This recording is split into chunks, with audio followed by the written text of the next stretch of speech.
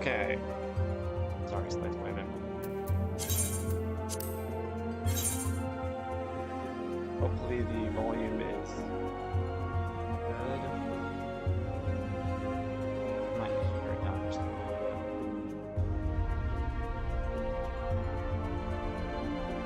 I'm talking kind of low. Yeah, I think it's fine.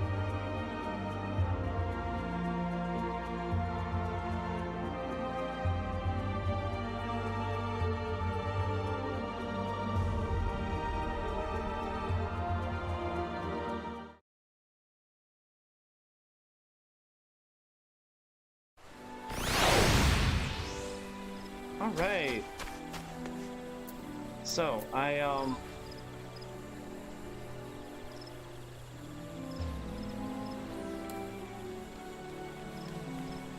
okay.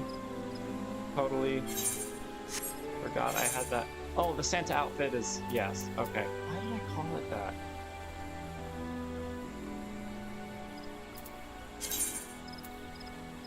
It's the same gear. Oh, no, that's right, it is. This is the individual items. There we go, because I don't have glamour prisms yet. Okay, cool.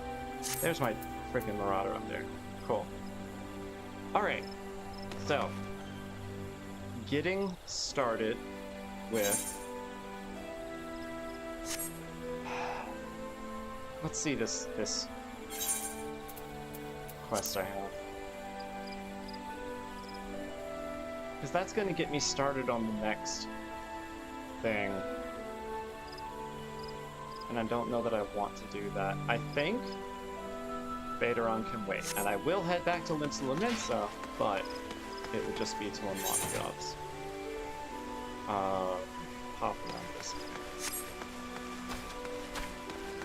Because I don't know. I like the idea of starting with Limsa Laminsa for jobs. What I've done every other time.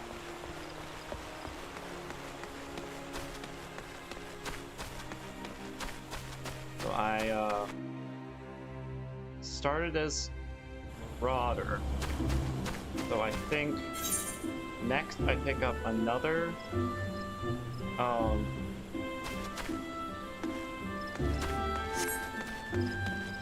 another melee job, but faster. I do Rogue next, and then I do Arcanist and get my first magic.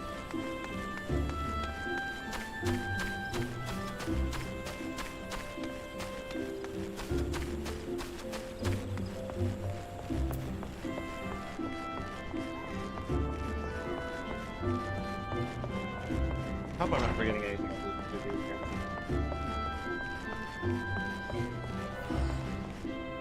Wait, isn't there some New Year's event? There's a New Year's event. I completely forgot.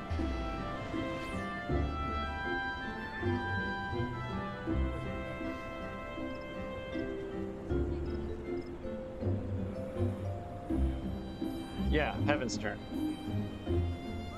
Ah, it starts in Limsa Laminsa. There we go. Alright, that's what we're doing first. Fantastic.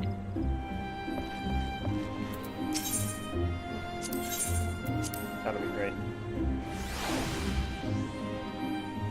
Honestly, once I unlock all the bells, unlock those stuff.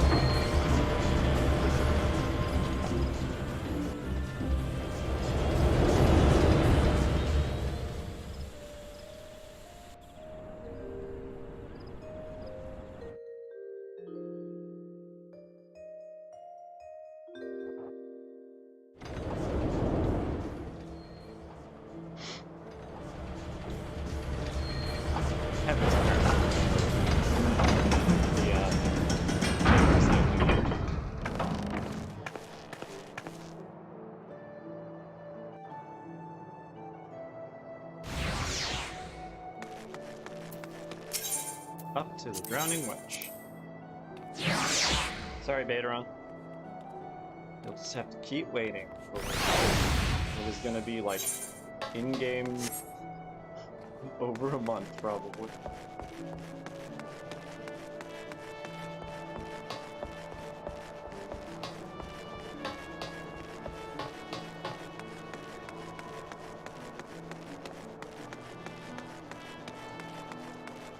festival supplier.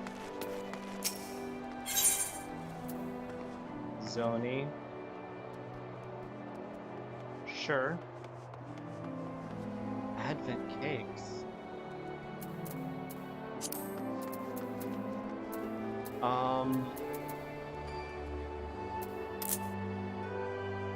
Yeah, definitely don't want to do that.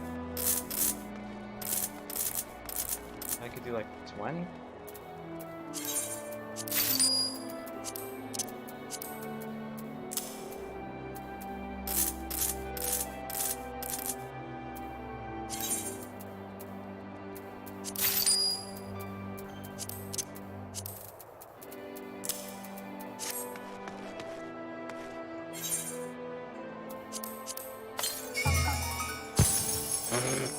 That's awesome.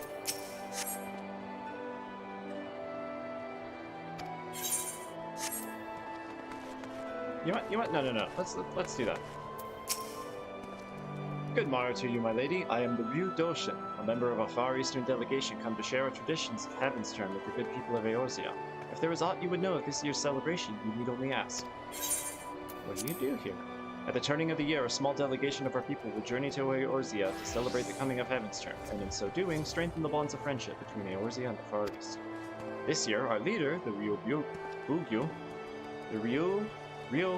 Bogyo, has brought with her two very special little guests to mark the occasion. I have met these guests myself, and I assure you they do not disappoint. What is Heaven's Turn? You aren't familiar with this festival? Tradition has a rich history which dates back centuries, but I do not wish to bore you, so I shall try and keep my summation brief. Heaven's Turn is a celebration that marks the start of a new year, though the way in which it is observed differs from region to region. Here in Eorzea, it is said the 12 select one among them to keep vigil over the realm until the next passing of the 12 moons. I believe this year it is Althim, keeper of time and surveyor of space, who has been charged with this duty. In the Far East, however, the changing of the year is heralded by one of the 12 totem animals. As you have no doubt discerned from my helm, this year we pay homage to the mighty Ryu. I speak of a creature you might liken to a dragon.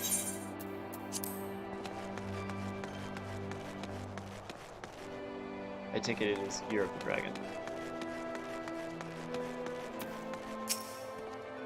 Greetings, my friend. I deal in Omikuji, tradition Far Eastern fortunes. This was, last year's thing.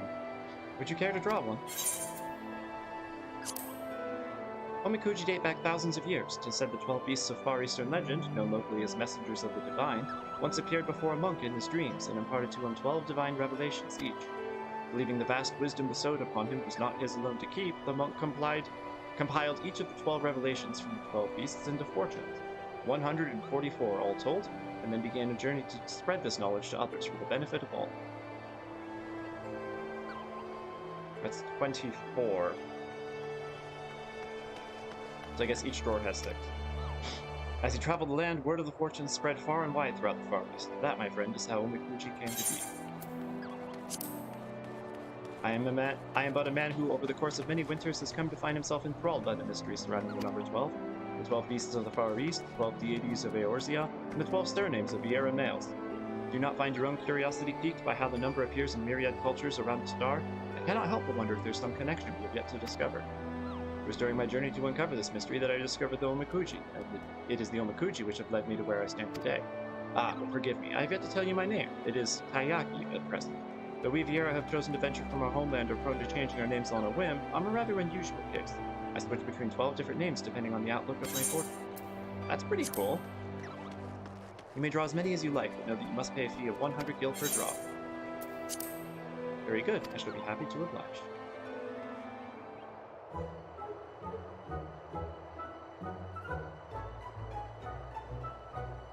Bum bum bum bum.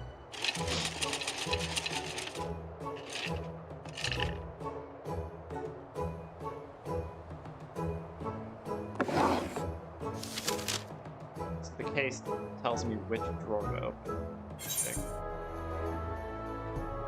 Fair fortune, thou shalt experience moderate fortune. Keep these words of guidance in thy heart.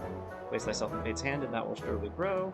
Nothing good will come of waiting. Participate in a gathering hosted by adventurers. Okay. Great profits await reaping in the wilderness. Okay, so starting to gather by myself. Got it. Restraint thou wantest not, thou needest but breathe as one with thine allies. Be observant like unto the lover, and thou shalt see all things for what they are. Nice.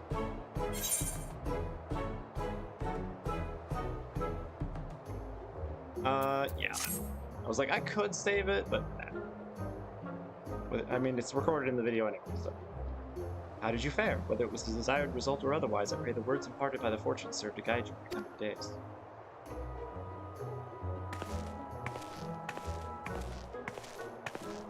Tied up on the string? Heck yeah.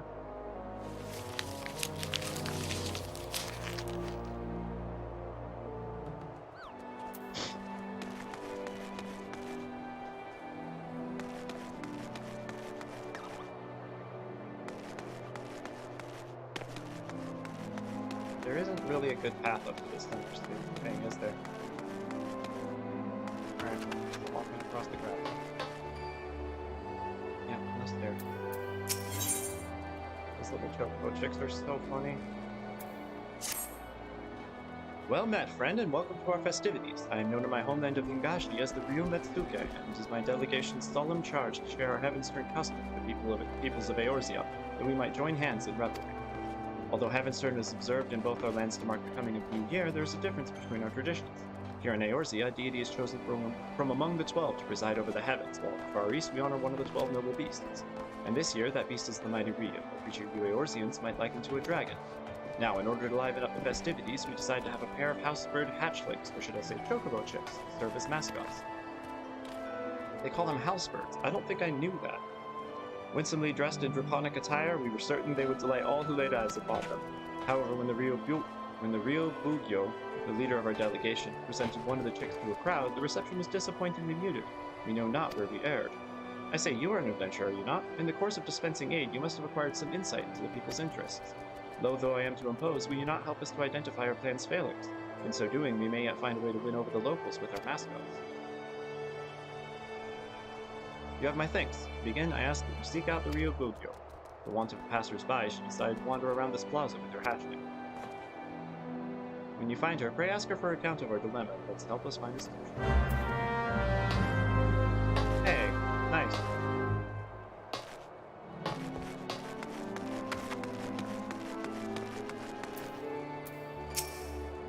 Is this chocobo chick wearing that costume?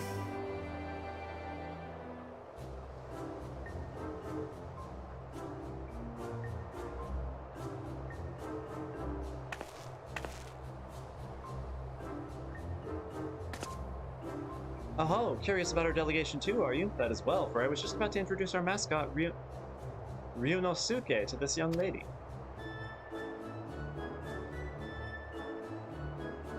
It's so bouncy. Feast your eyes on a horsebird among horsebirds. Horsebird, not housebird. The pinnacle of plumage. I dare say Heavenstern has never hatched a mascot as utterly charming as our regal Ryu. Well, he's certainly adorable, but what's a Ryu? And why do you have him dressed up in that costume? Nobody's paying attention. An excellent question. You see, we wish to present the charms of the chocobo and the Ryu in a lovable package. Just look at him waggle his scaly little tail. It's an exquisite combination, you must agree. And it would be remiss of me not to mention the craftsmanship that went into the outfit. Our weaver spared no effort to evoke the mighty and majestic of the Ryu, the might and majesty of the Ryu, the diminutive form before you. The finished product is simply divine, is it not? I suppose. I still don't know what a Ryu is, but never mind. Thank you for letting me play with him. They should probably call it a dragon. Or at least mention that it's a dragon at the time.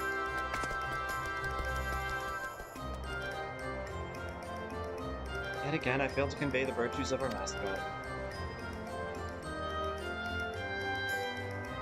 You come at the Ryo Mitsuke's behest. I should be most grateful for your aid, adventurer. I seek only to share our mascot's charms with the peoples of Eorzea, but my every attempt has ended in failure, as you've just witnessed. Try as I might, I cannot see what I am doing wrong. If you have any advice, anything at all, I would be most eager to hear it. You may want to talk more about the Ryu.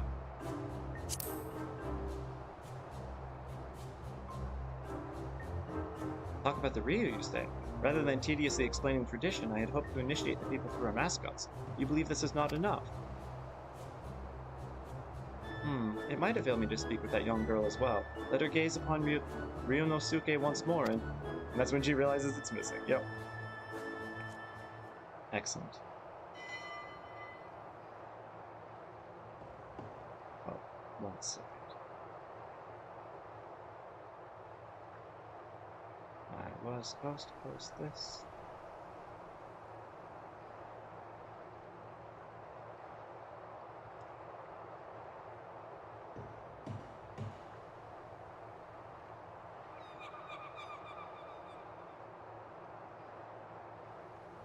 Oh, wherever did our little mascot go? Followed after the girl, you say? We must find him, and quickly. Please, adventurer, will you not help with the search? I'm really good at finding things. I'm down. Thank you. Now then, I believe the girl set off in the direction of the tavern. The driving wench, was it? If we find her, I dare say we will find Ryonosuke.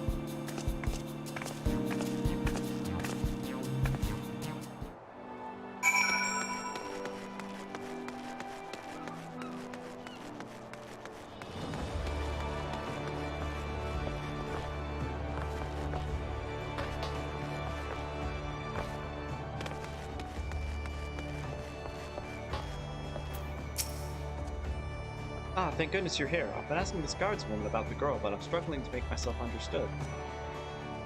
Perhaps you can help clear things up. The lady says she's looking for a girl with a Ryu, but I haven't the faintest idea what that is. Tiny green dragon with googly eye. Down to a mouth.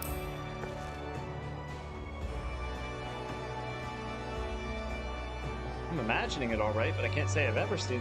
Actually, hold that thought. Now that you mention it, there was a chocobo chick wearing what looked like a dragon costume.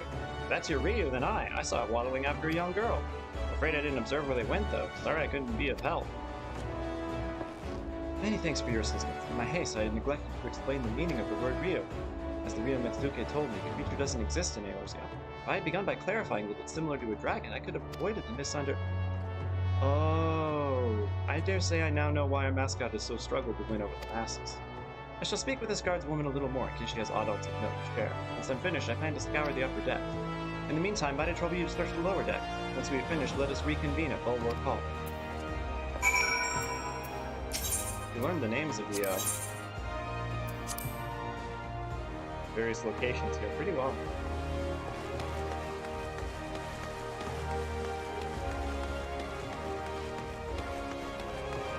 Ooh, I got to talk to people.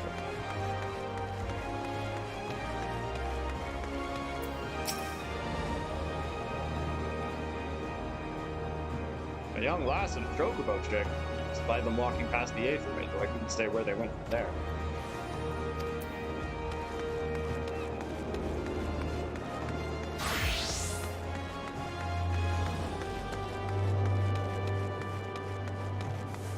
Wish I could talk to the attendant.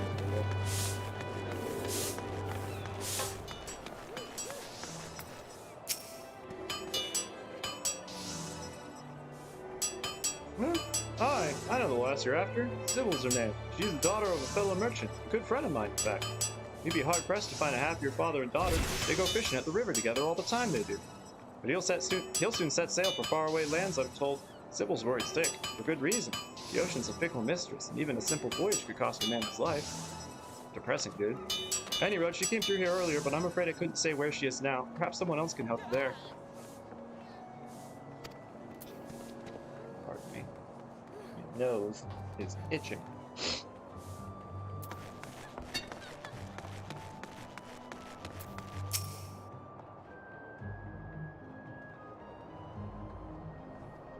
A girl with an oddly dressed chocobo chick? She passed by here just earlier. She looked a little lost, so I asked her if she needed help. She told me that she was fine, that she was headed to the ageless river. Though I left it at that, I can't help but worry for her out there on her own. I hope you find her soon. She turned all the way back? Why did she go this way first?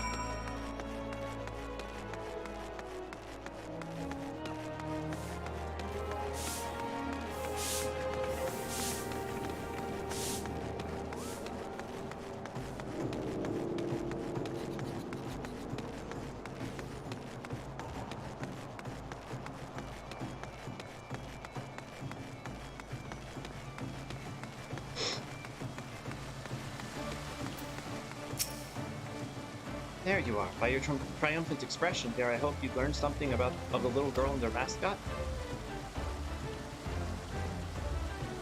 So the girl, Sibley, saying it wrong this whole time, was headed for the Ageless River, but you should find just the information we need is auspicious indeed. For my part, in the course of speaking with the locals, I was able to learn more about dragons. That is, while they have many similarities with the Rio of the Far East, they are in fact different creatures. I've been under the impression that they were one and the same, but be it their folklore or their status in mortal society, they are quite distinct. I had assumed that the people of Eorzea were like me, but they thought the Rio was simply a dragon by another name. I suppose it is little wonder that Sibley looked so puzzled during our first encounter. When next we find her, I shall do my utmost to explain the true meaning of our mascot. Now, off to the Ageless River with us.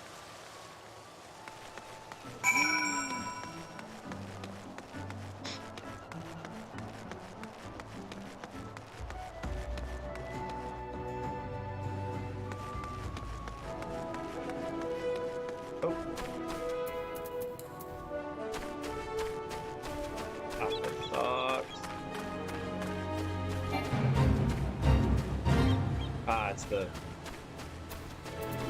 Poodles.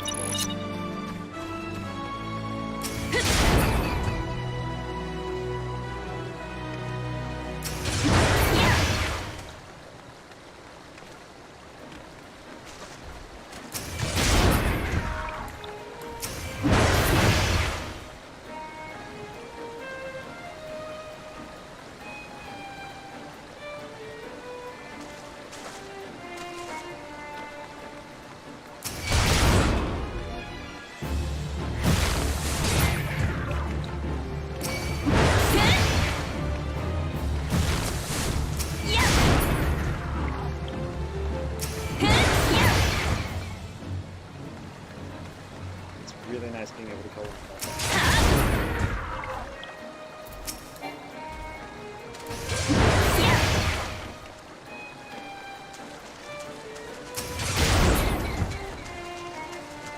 giving up on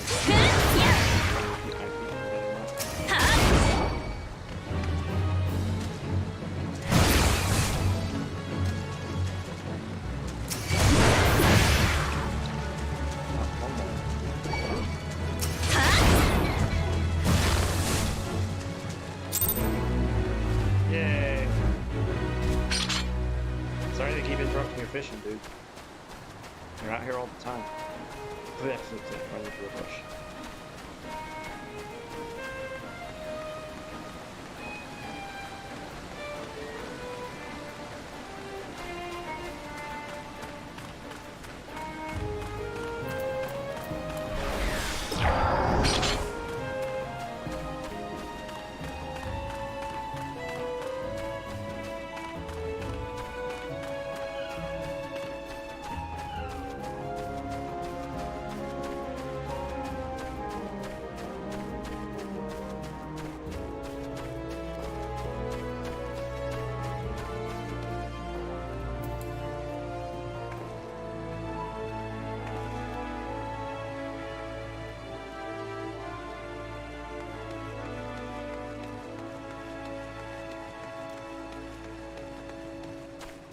There she is.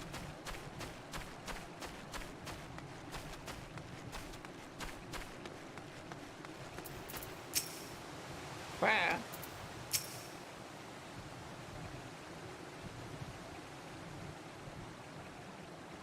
She looks so sad.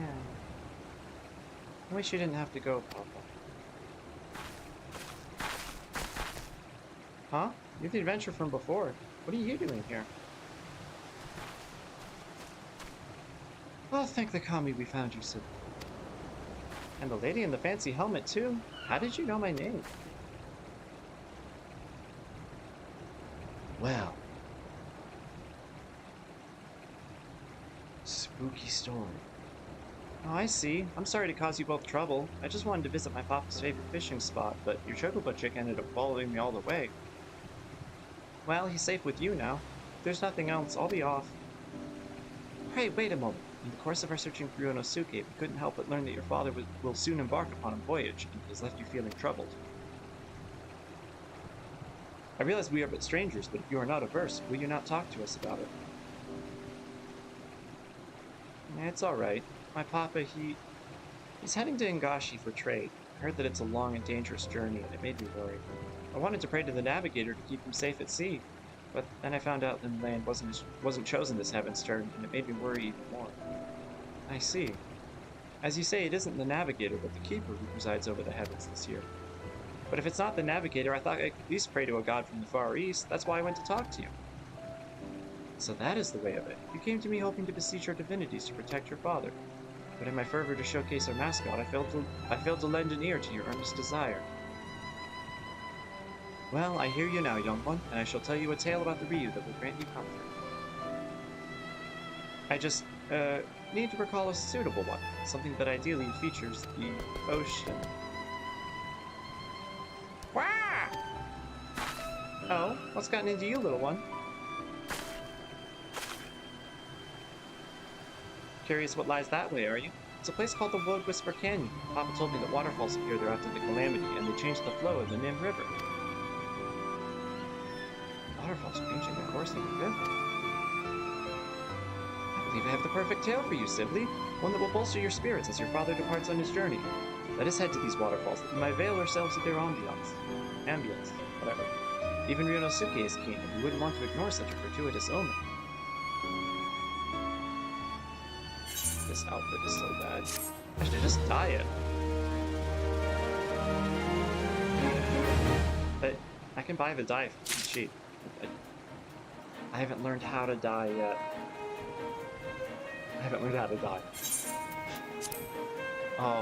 Yeah, I have to make it to the...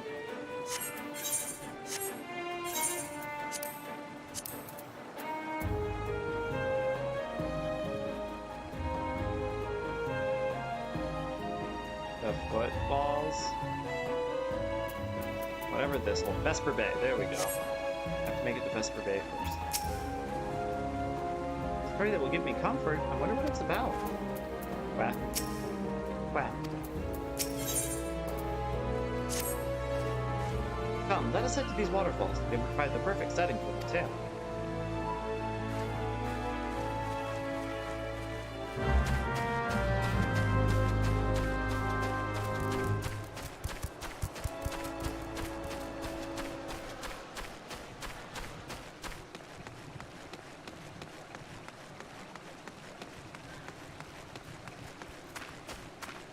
Oh, rat's attacking again.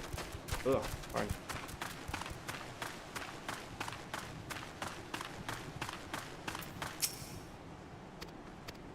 Yep.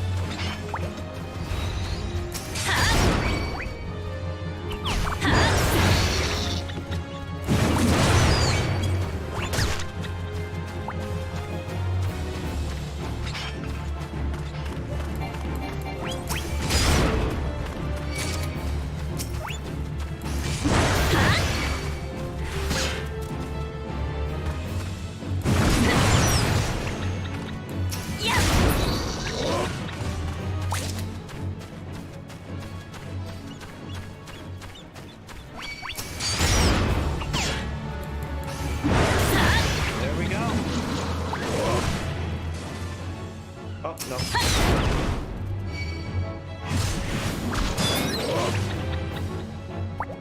There we go.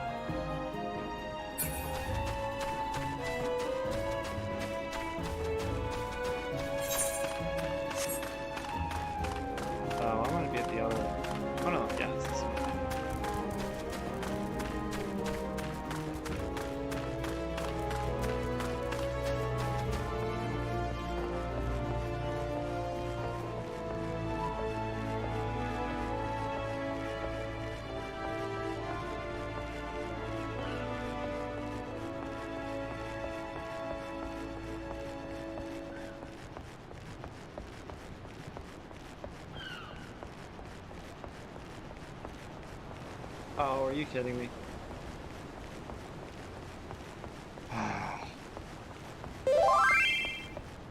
Back up the stairs.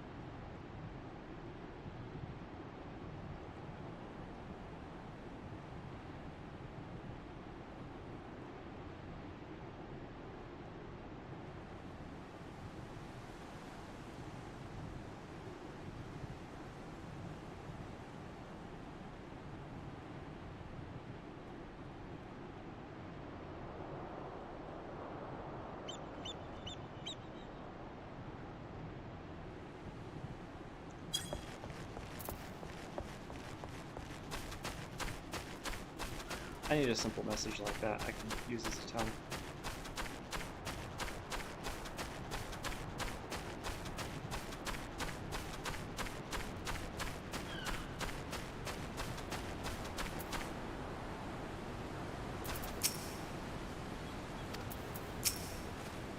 They're big waterfalls, aren't they? Really aren't.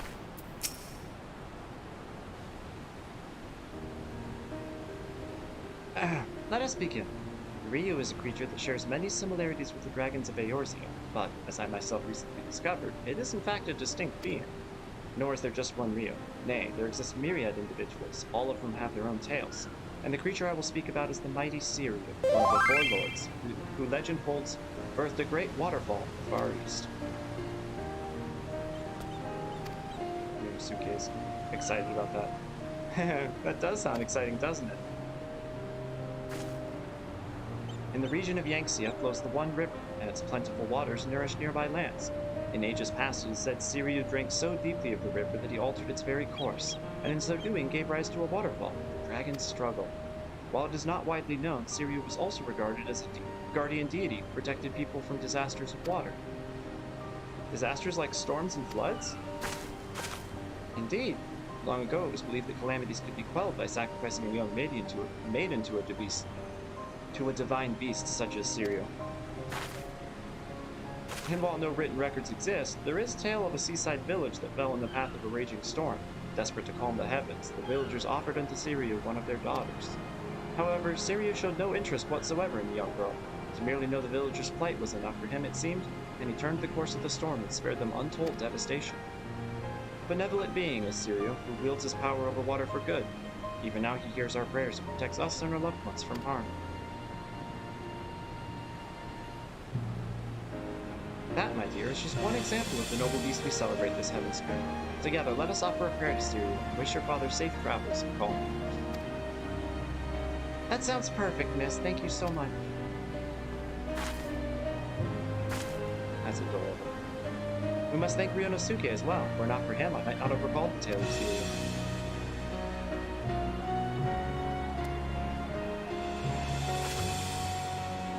Now you can pray to Siriu for safe travels too, adventurer. Oh, but perhaps you already heard this story. This is my first time hearing it too. Really? Well then, I'm glad we could hear it together. Why are all the kids in Eorzea so mature most of the time? Now that I think on it, miss, you said that no written records exist of that tale. How did you come to know it? An astute observation, Sibley. You see, my family is said to be descended from the maiden who was offered to Siriu. Well, that's cool.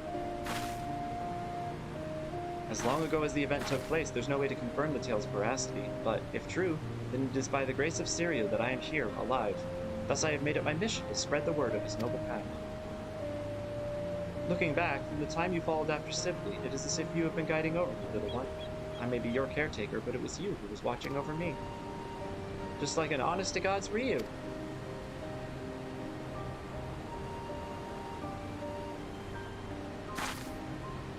With this, I now know what I must do to initiate people into our traditions, and I shall continue doing so for as long as the Ryu reigns in the heavens. Come, let's head back to the city together. You wouldn't want to make your father worry now, would we, sir?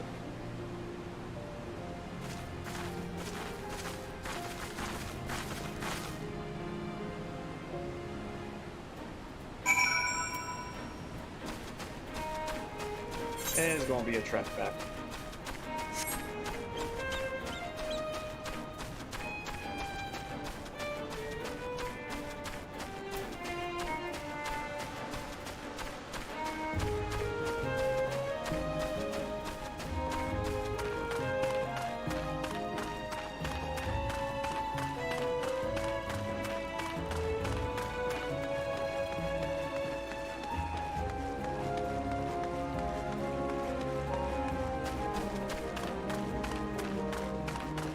Hey, Uncle Puff.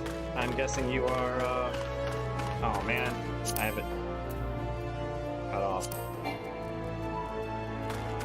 Well, Lord something. Toby B.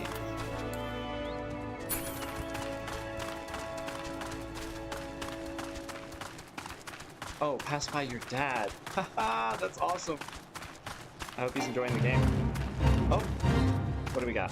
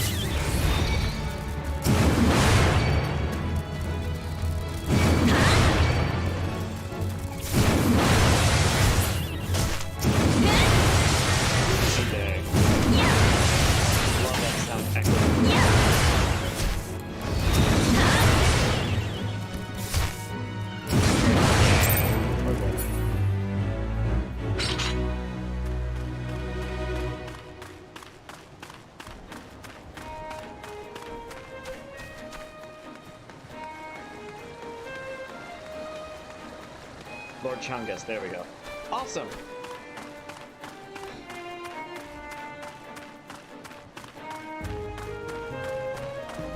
Also, your dad has fun taste naming his character Lord Chungus. That's pretty good.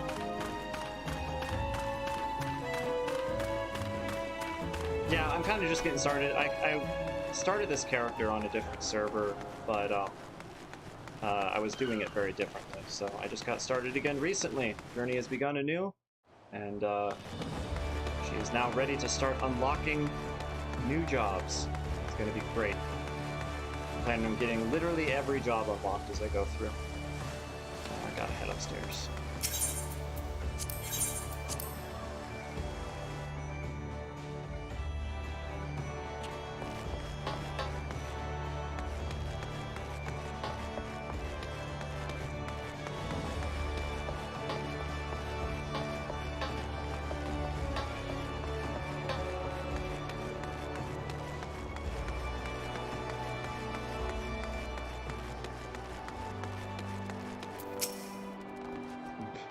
Be wild if it just suddenly actually told me. Is that so? Glad am I to hear that our adventure friend was There you are, adventurer. Lest you wonder, young Sibley is now safely home, and I have just appraised the Ryu and Suke of our fruitful outing. Now that I've discovered a more suitable approach to my draconic dilemma, I wish to wander the city again for onlookers. Though I regret to impose upon you once more, your support with Sibley was most helpful. Might you accompany while I make my rounds about the area? With your discerning eyes, I'm certain you could readily identify those who might be receptive to our message. What say you? I'm truly grateful. Come, let us set forth at once. Yay! I love using this mechanic more. While you accompany my colleague, I shall remain here and regale passersby with tales from my own Ryu repertoire. With Ryunosuke's brother Ryuji here, rest assured I shall not want for cuteness. Ryu and Dragon, East and West. While the differences between our cultures are numerous indeed, we have much more to learn from one another. Together with Ryunosuke, I hope to leave a favorable impression. Talk. Quack! Wait, I'm sorry. Ryunosuke pops out his little chest, looking every ill in the proud Ryu. That's awesome.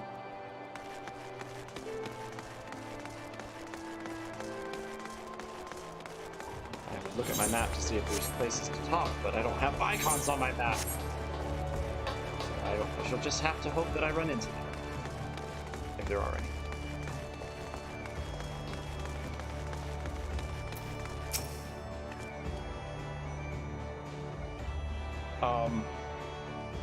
Okay, that was weird. Camera's still good? Yeah, good. What the hell is that chocobo chick supposed to be dressed up as? Ryunosuke here is wearing a costume that mimics the Ryu, dragons of the Far East. It is held that these creatures have mastery over water, and a sailor such as yourself, a sailor such as your good self, may benefit from knowing about them.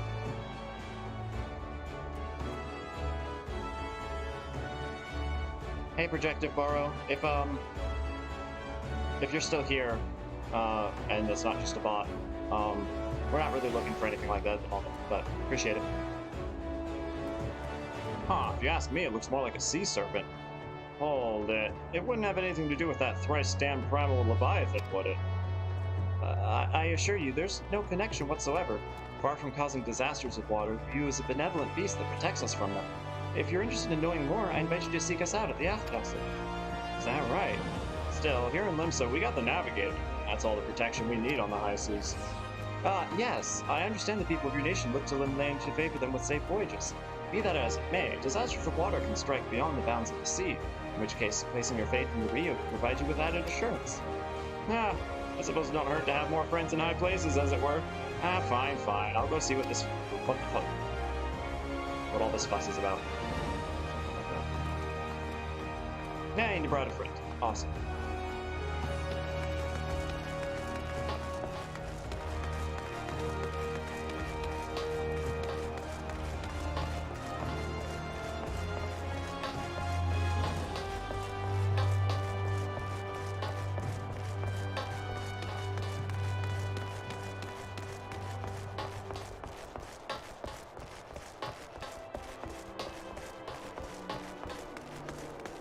Yeah, I figured it was a bot. I just always want to make sure.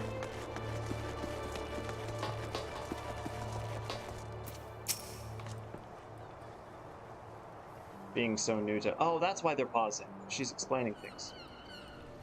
By the gods, I had just resolved to salve my soul with the sight of adorable creatures this year, and what should appear but the most charming of chocobo chicks. What's your name, little one? And what is that winsome outfit you're wearing?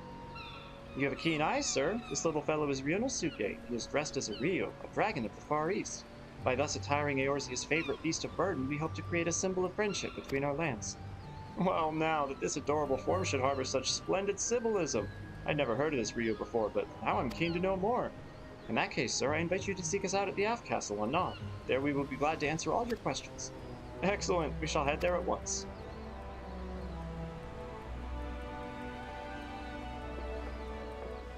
Yay.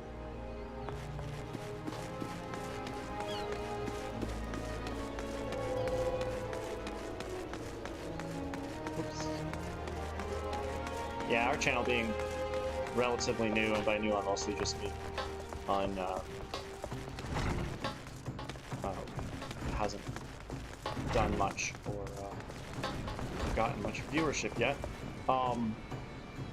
We don't really have much in the way of anti-bot stuff set up. We just have the basic Twitch and YouTube protection things going on. But if it was ever being obnoxious, I'll start digging into better ways of blocking it. Yes? How can I assist you and your curiously pressed chocobo chick? If I may shed some light on the mystery of our mascot, little Ryunosuke here is named for the Ryu, dragons of the Far East. Ah, I thought dragons were supposed to be fearsome. This fellow looks anything but. Our costume champion notwithstanding, the Ryu is in fact a powerful and fearsome beast. Yet, by the same token, they're fondly regarded as symbols of good fortune. Should you be curious about them, we'd be glad to tell you more at the Aft Castle. Being this regarded with both fear and fondness. Intriguing. Perhaps I'll pay a quick visit to the Aft Castle before returning to work. I would love an excuse to continue taking a break. Oh, but what a relief to see the locals take an interest in the Ryu. I dare say we have gathered enough people, so let's head back to the Aft Castle.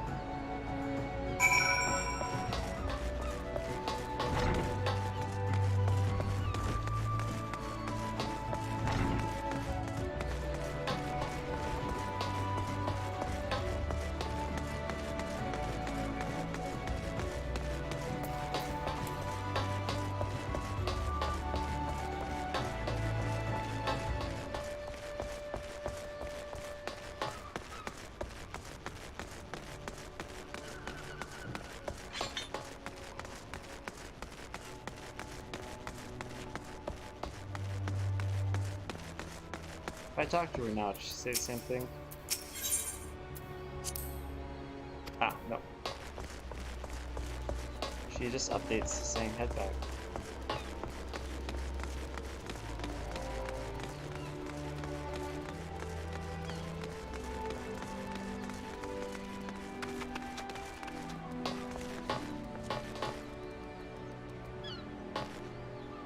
Smooth sailing for this year. Yeah, they did the fortunes. Ah, that's awesome.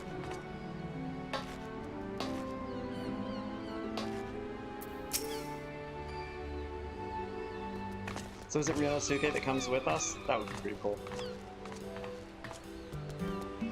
So our Byogo makes our triumphant return. You've done a tremendous job to pique the interest of so many. You were too kind, Mitsuka. None of this would have been possible without the adventure and Ryunosuke's help. Ah, it's done! Okay, but he's kind of hot, though. There you are, miss. My papa wanted to meet you, so I brought you. So you're the kindly folks who helped my sibling. I haven't the words to properly thank you, but I'm truly grateful for what you've done. I'm glad to see my girl smiling again. Pray, do not mention it, sir. We too owe Sibley much and more. How fares the preparation for your journey, if I may ask? Very well, thank you. I'm the Sibley praying to the legendary Siryu for my safety. No matter how far I venture from home, I have no doubt that all will be well. That's adorable. Keeping her spirits up. I shall pray for your safety as well. What little we might do to help you on your way, we'll gladly do it. Oh, indeed. While sharing the blessing of the divine beasts is a fine thing, naught is more rewarding to our delegation than fostering friendship between our lands. For all the help you've afforded us, I wish to give you a proper reward, yet I do not know what might be suitable. It is! That's fantastic. Ah! See ya, Kapoff. Ryunosuke, are you saying you wish to accompany our adventurer friend? I believe the little one wishes to be your charm against tumultuous waters. You'd be hard-pressed to choose a better companion. We still have Ryuji to aid us in our work, so if you wish it, Ryunosuke is yours. When I get to the, my first little chocobo quest, I'm gonna be like, well, not technically. Ryunosuke, my little guardian, thank you for everything. May your divine aura keep our friends safe.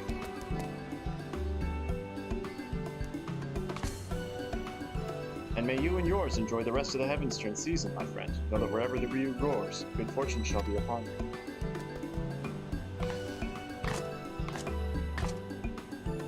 Her little tearful jump was great. Yay! Second seasonal event done on this character. Yeah. 12 extra fortunes have been divined this year. Nice. Oh, the adventure section is new. Cool. I absolutely would not have run over that question. Next time on Dragon Ball. Dragon Ball. I don't get that. I mean, maybe it's a Dragon Ball Z joke, but what's the bow? Not sure. Anyway. Okay. We're being sidetracked. We gotta unlock new jobs so we can start doing side quests again. Fastest way downstairs. We have to go visit the dutiful sisters of the Edelweiss.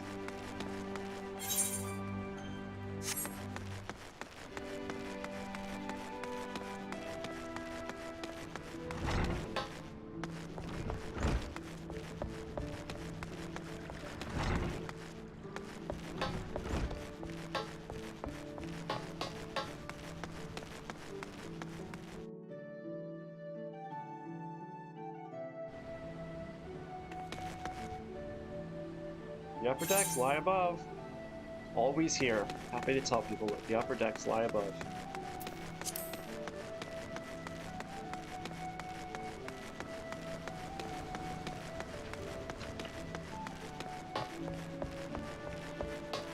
Oh, whoops.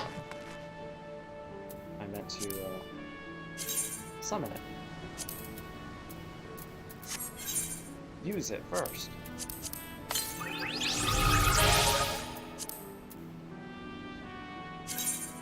Let's say, aw, he thinks he's dragons. As part of a reference to introduce the noble Ryu, one of the totem animals, to usher in the new year in the Far East, the Ryu Yu-Gi-Oh! Arranged for this chocobo hatchling to serve as a mascot. For its part, the creature seems to enjoy its role and wears its outfit with adorable zeal. I realized I forgot to clear this out off stream. Though, that doesn't really matter because I probably won't be randomizing anytime soon, so I'm not just going to keep it for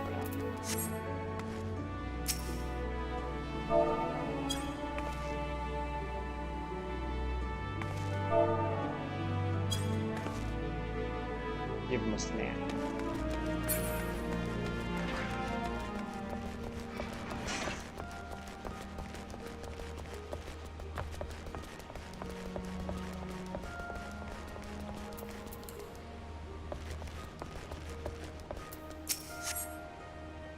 There's not behind these convent doors for a worldly type like you, missus. We're the dutiful sisters of the Edelweiss, all pure and saintly-like. Now bugger off. Hang about. I thought you was just some simple air at last, but now I've had a proper look. You're M'aana. M'aana, ain't you? Yeah, I knew it. We like to snilch all the rising talent. From what I hear, you're head and shoulders above the rest. You can handle yourself half as well as they say. You might well be of use to us. Forget all that Sisters of the Edelweiss bollocks. That's just a bit of fun to fob off the curious culls. We're a guild of rogues, lass. It's mainly our marks as does the brand. Me and mine work in the shadows of Limsa, taking a keen edge to the rooks and cacklers would have earned themselves a million. We don't tout for members, but every now and again we might offer a promising young cove a place in the ranks. If you've an interest in joining us, tip us your daddles and we'll put a hilt in each one, just like the gods intended. So what do you say? Fancy learning a new trade? I'm not actually sure what tip us your daddles meant. Good to see you're keen. I should probably warn you on a few points before you dive in. While most guilds take pride in turning their members into the best bloody candlestick makers they can be, we only care about getting the job done. And the job ain't pretty. Become one of us and you'll soon be neck deep in scum and knife fights. So if you're looking to scamper across rooftops and bilk dandies of their blunt, best take up with a different crew. Think on that, come back if you're still keen. Yeah, man. I didn't scare you off then? Nah. You told me you was a meddlesome lass, and so it's proved. You'll need every ounce of that metal soon enough. Step inside and have a prattle with Jack. He's our upright man, the master of the guild. Jack. I'll say Jackie.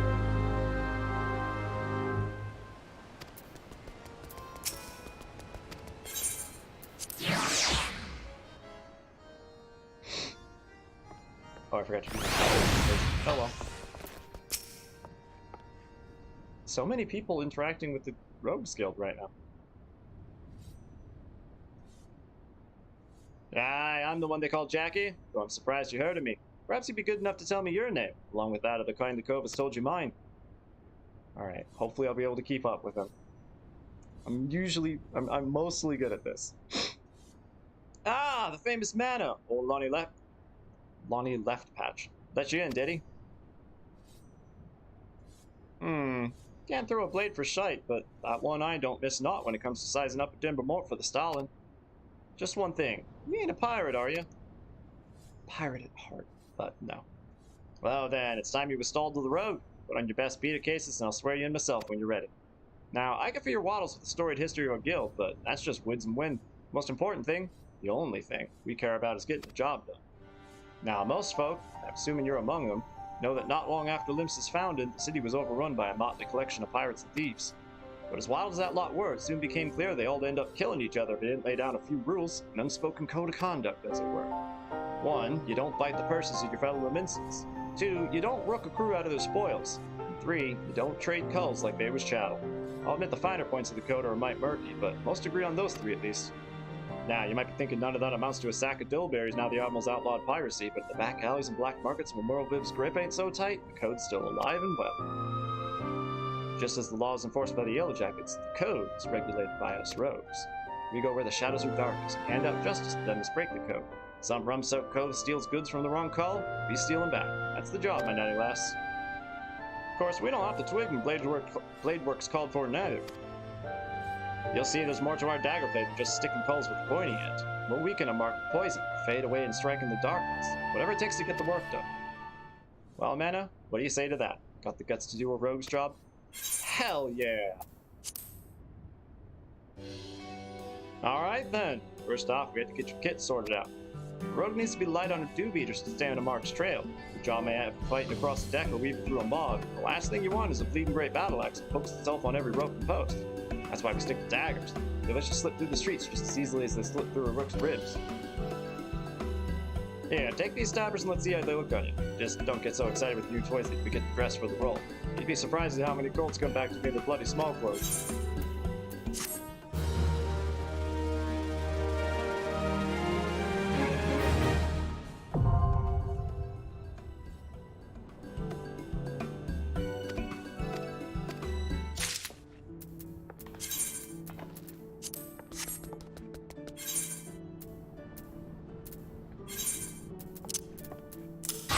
Nope, not what I meant to do.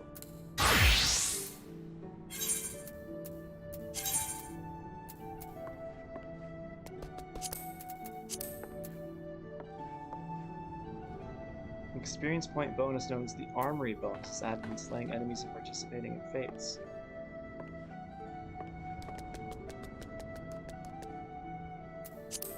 Bonus grows larger the greater the discrepancy between the current level and the level of your highest class. Nice! Uses to your advantage when deciding when and how to raise secondary classes. Cool, I completely forgot about that. There we go. That's what I meant to talk about. No. We are now going to equip the best equipment for a rogue. Then add a new one. And there we go.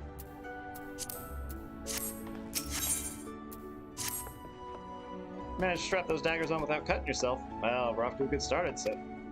Next, you want to get a feel for the weight and speed of your new weapons. I reckon those bleeding sheets in the fields outside them serve for your first lesson. Alright, taste your blades on a few of them lambs, then slice up some rats and pugils for good measure. Mind that you mill them beasties one at a time, though, lass. I know you served far worse in the past, but you're no dimber damber with them stabbers just now. For some reason, your health looks low.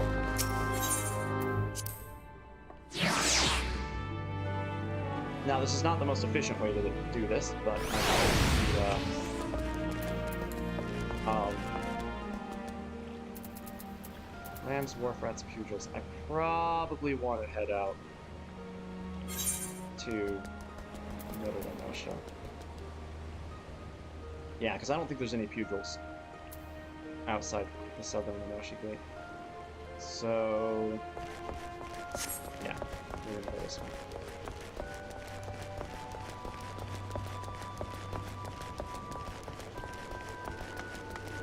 Choo-choo-roon! Choo-choo-roon!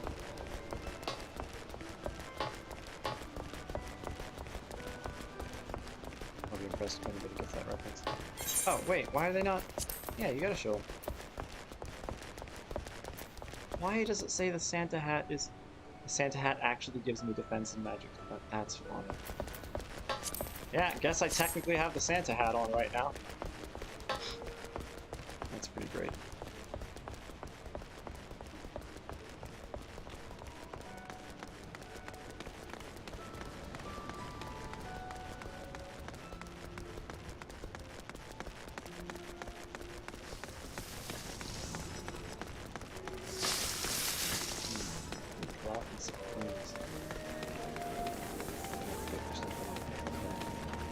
Close out.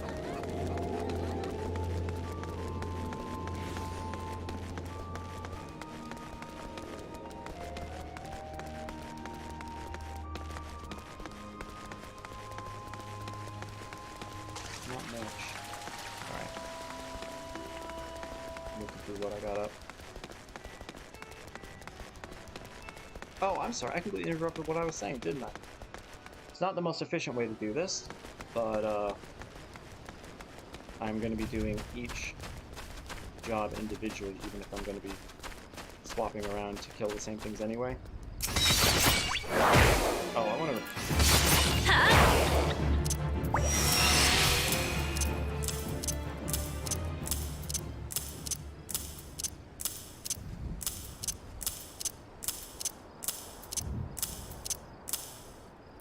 I don't need you, and I don't need you.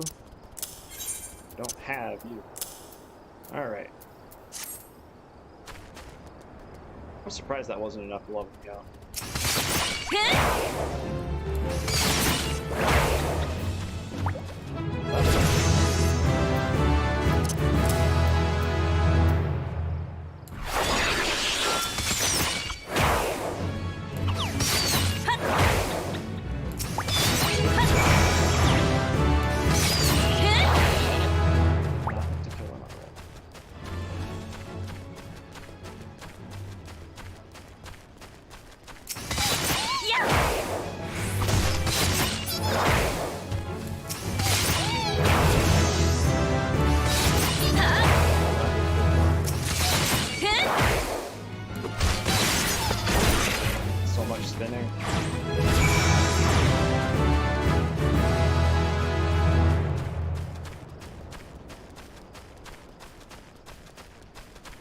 Oh. Is this a fusion one? I don't think so, but maybe. Oh, it is. Well, there you go.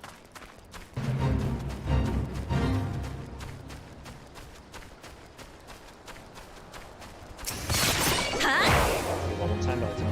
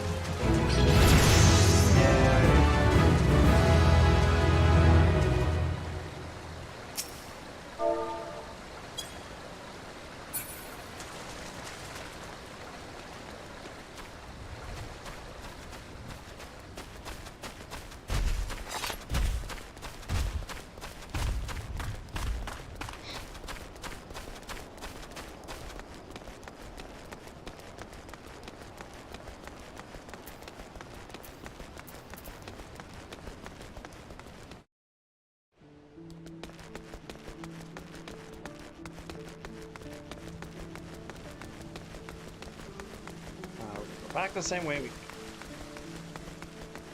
Oh, no. Cut out. Kinda always do that. Go there this way, and I'll come back the other way.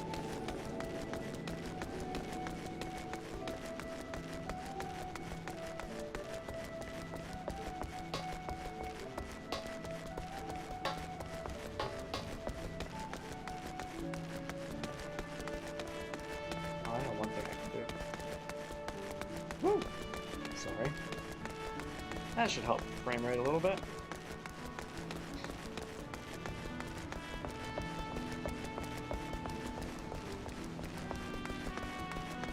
Oops.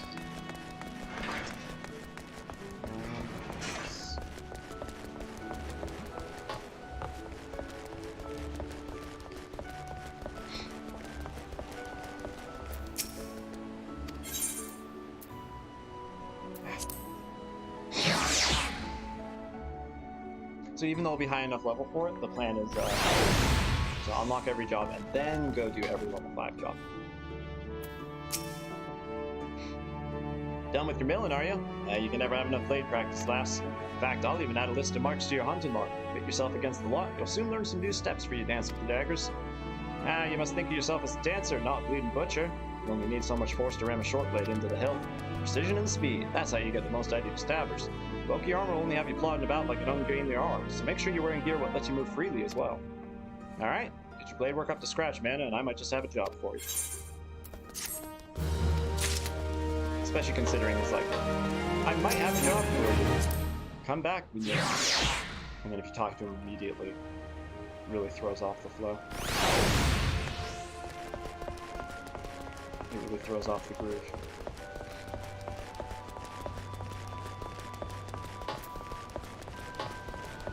I'll point out that I'm heading back this weekend. I'm going... whatever. I'm pointing out that I'm heading back this weekend, but I actually have a reason for it this time, because I'm heading to the Arcanist's Guild, so... Oh yeah, and to be clear, I'm not going to be unlocking the, crafting and gathering jobs until after the combat jobs. So I'll unlock all the combat jobs, classes technically, and then run back around unlocking... That's so cute. What room is that? Magic room. Magic room does little sparks? I do not remember that. Well, I look forward to crafting it. Yeah, and then I'll come back to Limsa Lominsa and unlock. Actually, no. Because I think what I'm gonna do is... I might unlock one crafting job. I forget what that was going to be. But... Nah, more than likely I'll just go unlock gathering jobs.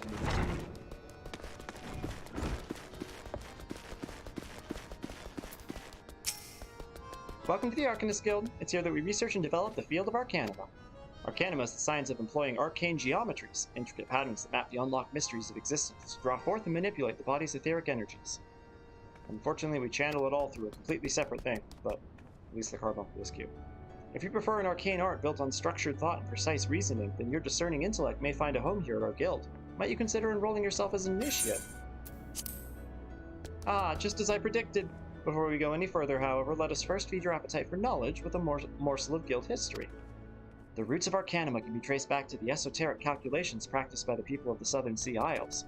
It was these island folk that first discovered a method to express natural phenomena in mathematical terms. Building on this process, the existing mathematical formulae were further developed into arcane geometries, precise patterns that allowed a practitioner to weave aether into specific magical effects. The mages who invoked this new form of magic became known as Arcanists, and the School of Arcanima was born. Many such mages, wishing to expand their understanding of the world, took to the seas aboard trading vessels. Upon their arrival in Limsa Lominsa, Arcanists found themselves welcomed into the academic elite, and soon secured positions in the realm of governance and council. The knowledge of an Arcanist, however, is traditionally passed on from master to chosen disciple. As such, Admiral Merlvib, counting several wielders of Arcana among her personal staff, became concerned that this exclusionary practice would lead to the eventual extinction of the art. So, at the Admiral's express orders, an official Arcanist guild was established and funding was provided for research and training. The complex and demanding nature of Arcanima, however, remains the greatest threat to its own future. If you invite such cerebral challenges, then you have but to reaffirm your commitment to joining our guild. Well, have you decided to enroll our guild, or are you now intimidated by the thought of excessive thinking? Your sound judgment is to be commended. Now, standard practice dictates that I introduce you to our guildmaster that you might convey your intentions in person. Due to extraordinary circumstances, however, he is unreachable at present. Instead, you may speak with Mistress Thuberjan. Yes, cool. Got it right first try. She has shouldered full responsibility for the guild's leadership in the interim. You will find her just over there by the bookshelves. You needn't be shy. Though her mind is sharp and critical, her manner is always most welcoming.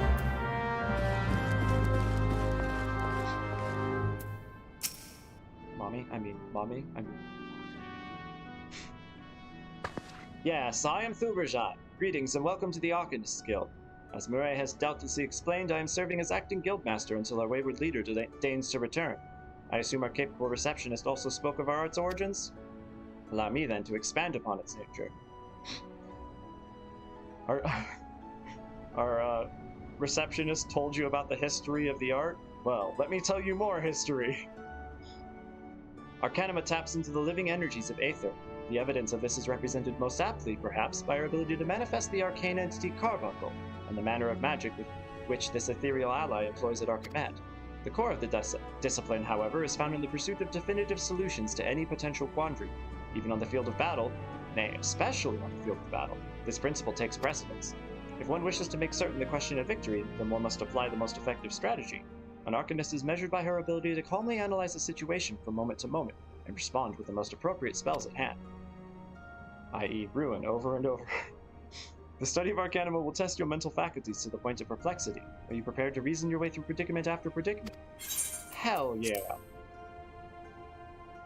An unambiguous response, the kind I most prefer. Let us now see if the clarity of your words is matched by the sharpness of your mind. Here, take this grimoire in hand. We shall next judge your aptitude for our discipline. Now, I'm already wearing the garden clothes, so I'll switch out this time.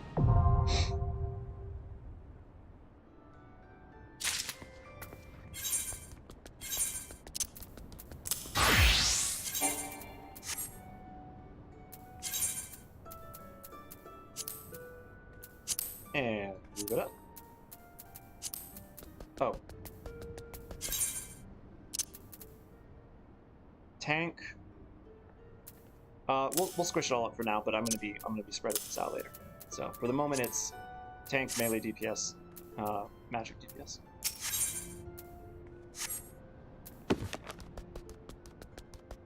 Now what I meant to do is with the knives. Oh, I forget. These may be ones that have to be unlocked.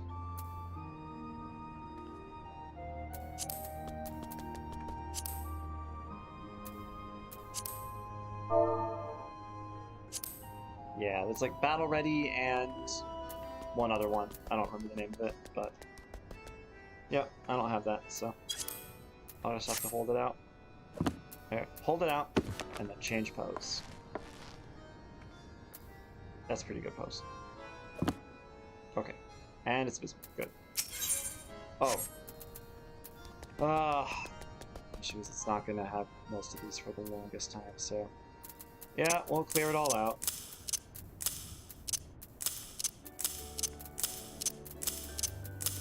There's only a few jobs that I'm not clearing out, so crafting jobs, 100% keeping those the way they are. That would be nightmarish to try and relearn. Machinist, when I get it, I'm going to use exactly what I use on my other character.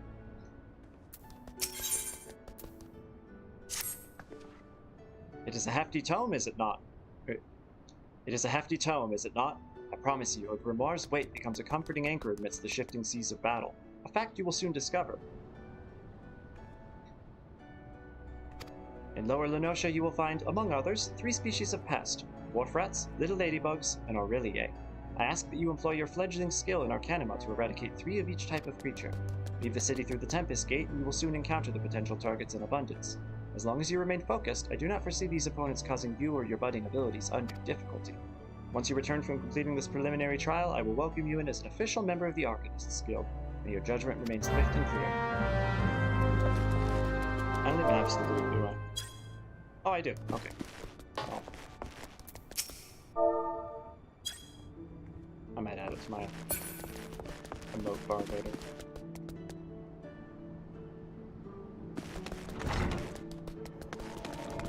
Alright, we are gonna head up this way, yes.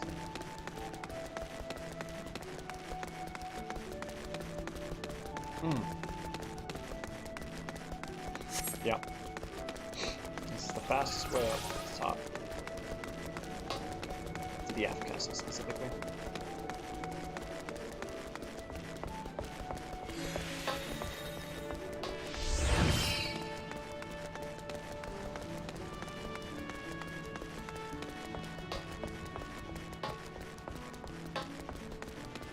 So yeah, having run around Limsa Laminsa, I was curious about the other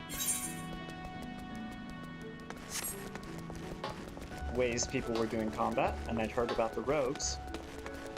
I'd heard there was something secret about the Dutiful Sisters, and I wanted to know more. And then, because I started learning how to do the rogue stuff, I was like, hey, you know what? It might be worth, nope,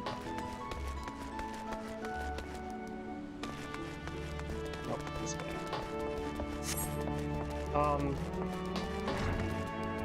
Learning how to do some magic drops as well.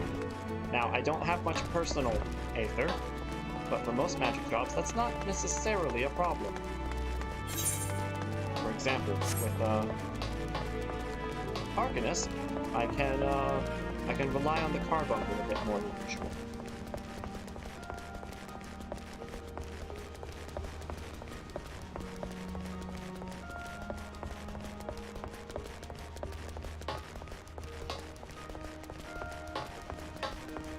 Is this? I am heading the exact wrong way. What was I doing? Alright, whatever.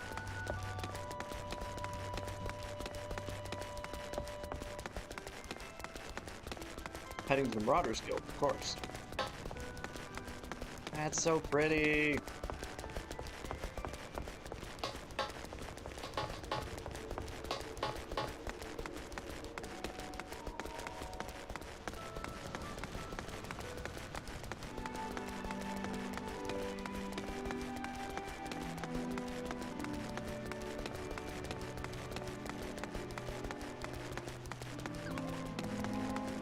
Alright. Time to ruin these guys' day. Get it?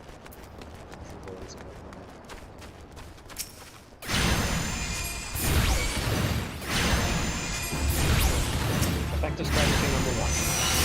Staying away from them.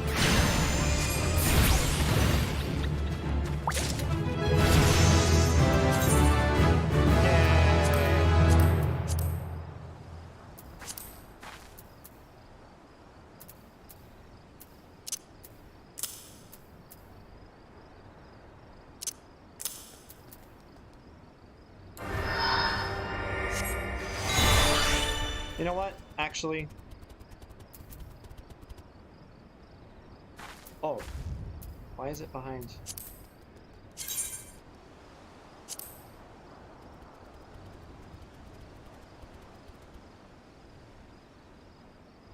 Oh, because the enemy list. I might fiddle with the shape of this later. You know what? I don't have anything else going down here, do I? I don't really see an issue with that. I'm gonna shrink it down though.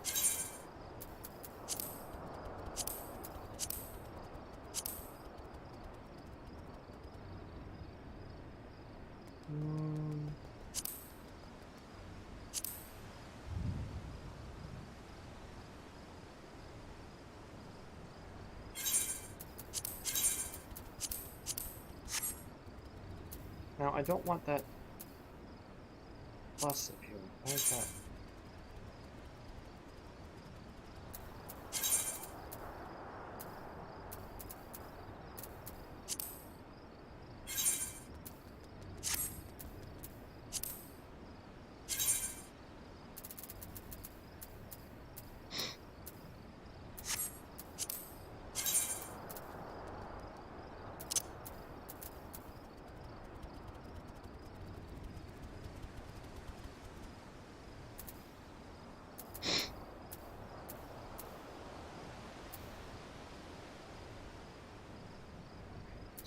I am not sure.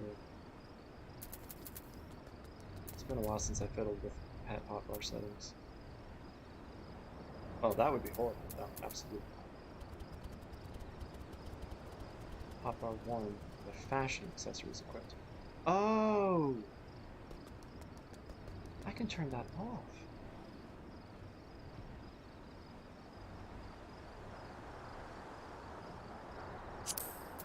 Huh.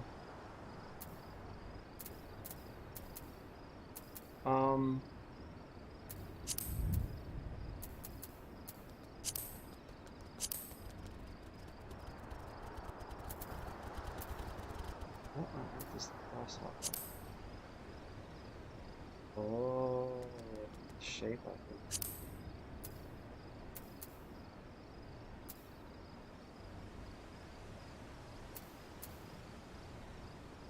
I think for now I might just have to leave the bus on because I do not remember how to turn that off.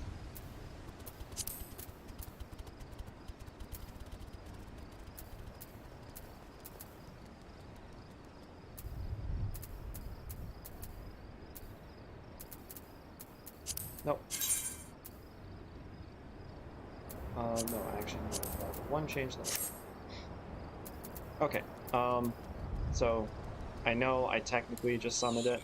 It makes more sense if I don't summon it yet, so I am not going to. Head penny, but I do not go do that. Ah, I just have to throw away.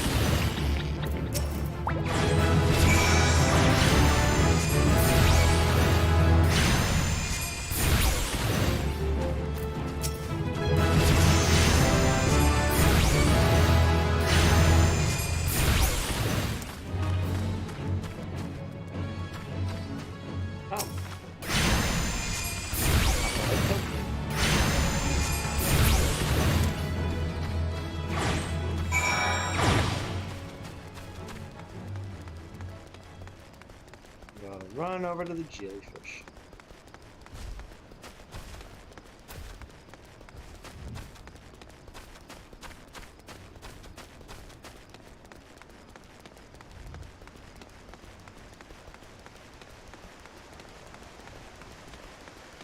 Oh, somebody needs help. Ah, yes. Oh. Okay, so we're gonna avoid you. Man, I haven't seen that thing in ages. I don't run around over the ocean much, but still. Alright, this is gonna be a little difficult. Because I have a healing spell. I can't move any faster.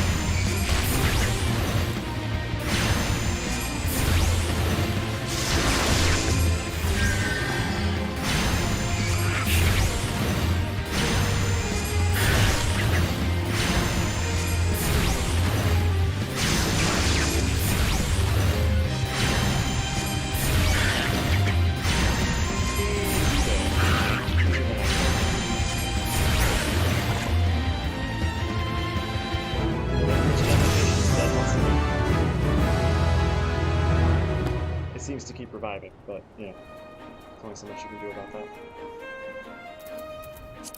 Did that say something happened? Or did that just said I could take the next quest, I believe. Yeah.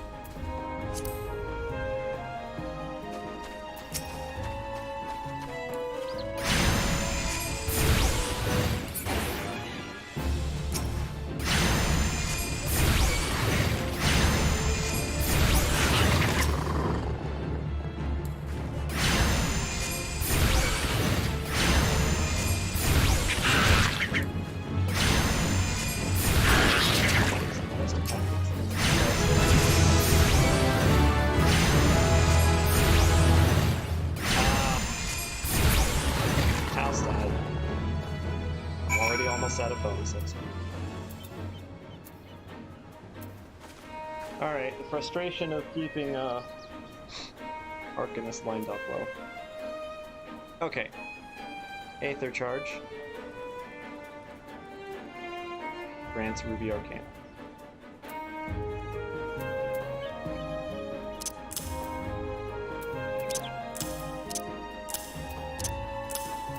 Gem Shine.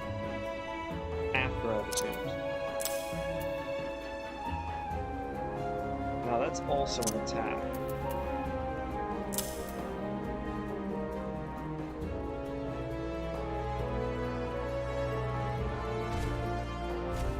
not gonna bother keeping all my main stuff healing. Damn this shit aside until I'm doing Scholar. But I do kind of want this on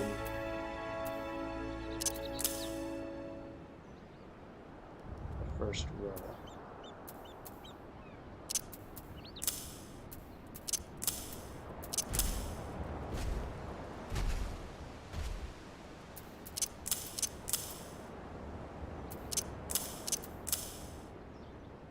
That works okay for now.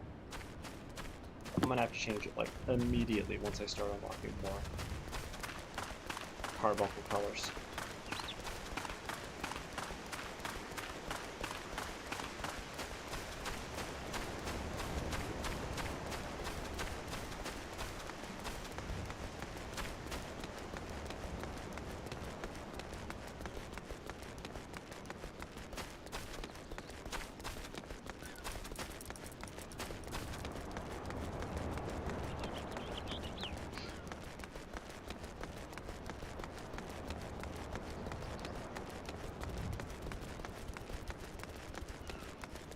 Hey! Made in America is wearing the same ugly Marauder gear that I was wearing. Did somebody... I don't know what that was.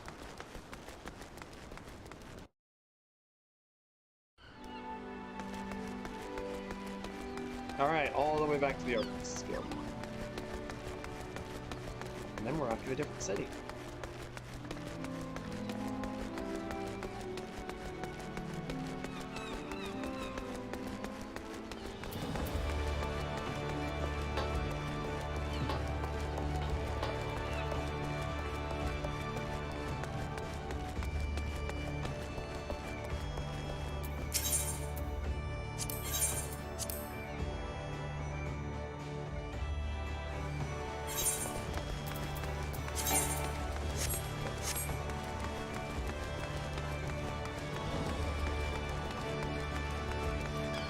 I'm looking forward to explaining how I'm going to be doing crafting my own gear. It's pretty silly, but effective. And for the most part, it's going to be happening off camera.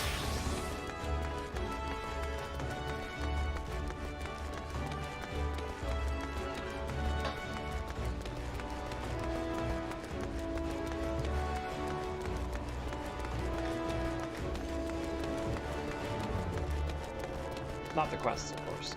Those will definitely still be in character. What is that? Okay, I think I have some other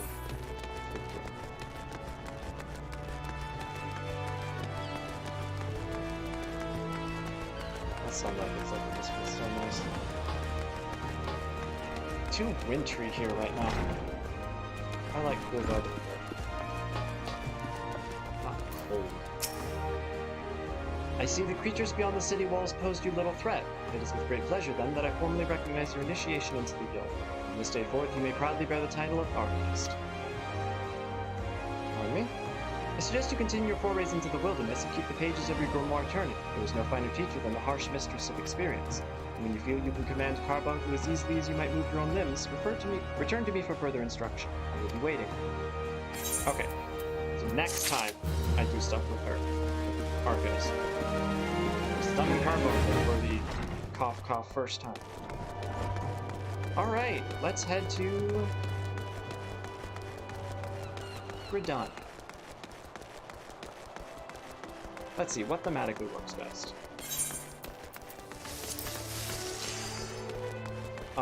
Yeah, Gridani for Archer. And, Conjure. Because that'll fill out the rest of the categories.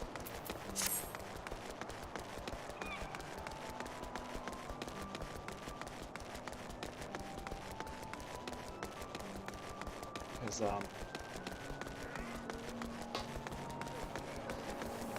Thanolin does not have, if I'm not mistaken,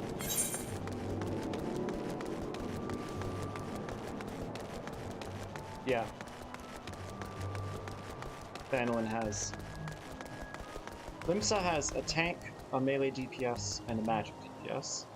M'aana Nunh has a tank, a melee DPS, and a magic DPS.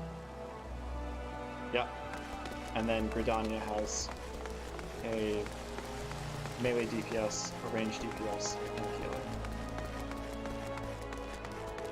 And I think that's everything. What am I doing? Heading to the airport.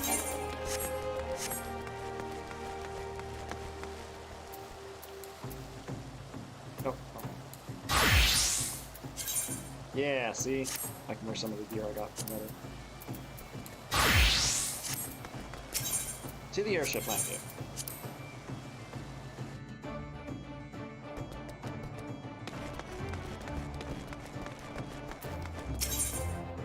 Oh, you know what? Well, I'm just running around like this.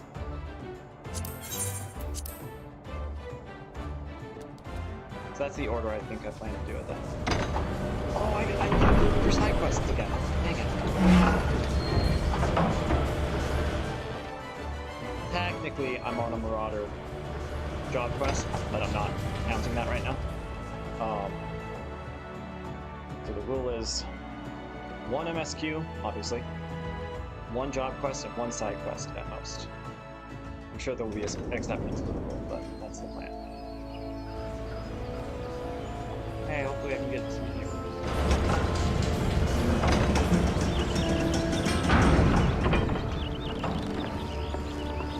Damn, I look good.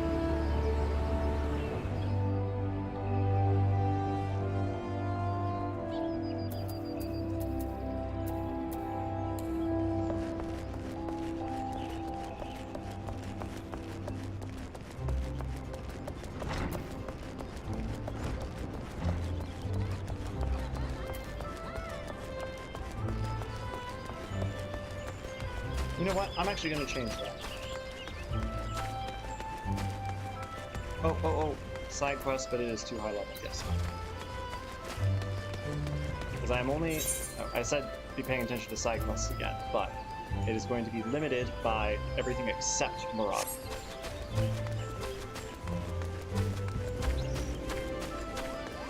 So I have to get everything else to catch up to Marauder first.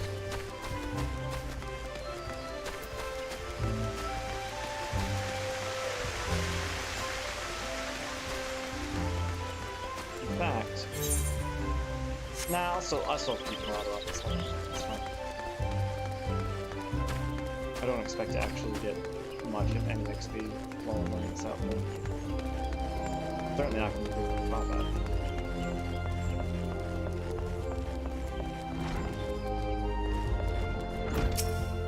Greetings, adventurer, and welcome to the Archers Guild. It is here that archers the realm over gather to master the bow. We engage the enemy from a distance, ever seeking to alter the course of a battle with a single well-placed arrow. If you have a mind to become an archer, you've come to the right place. Do you wish to join our ranks? Marvelous. Then allow me to enlighten you on the history of both our art and the guild. The bow is an ancient tool that has existed since before our fair nation came into being. As an implement of war and hunting both, it protects us from our enemies, even as it keeps us fed and clothed. Archery as practiced in Gridania was born of 2 distinct styles of bowmanship. The first was devised by the longbow sentries of Yellowson, who once ruled the lowlands, while the second belonged to the shortbow hunters of the formerly nomadic Lakota. As you will doubtless be aware, both races ultimately came to call the Twelves Wood home. Though the 2 peoples began as rivals, they gradually learned to live together in harmony. During this time, they learned from one another, their 2 schools of archery intermingling to give birth to the art as it is known today. But this wouldn't have been possible were it not for the Trappers League. The guild was established in order to promote sustainable hunting and cooperation within the hunting fraternity at large. As a happy consequence of this union, the guild's members came to engage in friendly contests of skill. Inspired by such competitions, a handful of the members began to focus on perfection as opposed to mere practicality, transforming a skill into what may be termed an art. These individuals would go on to form a guild of their own. Aye, the Archers Guild. Men and women gathered to attain mastery over the bow. More than a few members of the God's Quiver loosed their first arrow within these very halls. And that, my friend, is a brief history of archery in Gridania. Doubtless you are more eager than ever to take up the bow. It would be my pleasure to recommend you to our guildmaster. You must receive her permission if you are to join us. If you excuse me a moment, I shall see to it that the relevant lists are amended. Pray to speak to me again in a short while. Okay. I'll be back.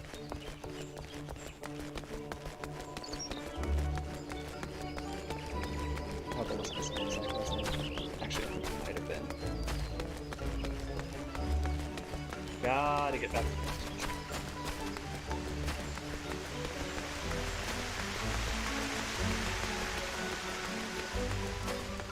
Oh, I was gonna change my message.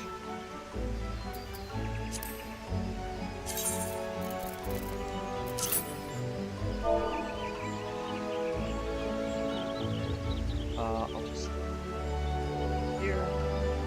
No aetherite. No, always assist faith.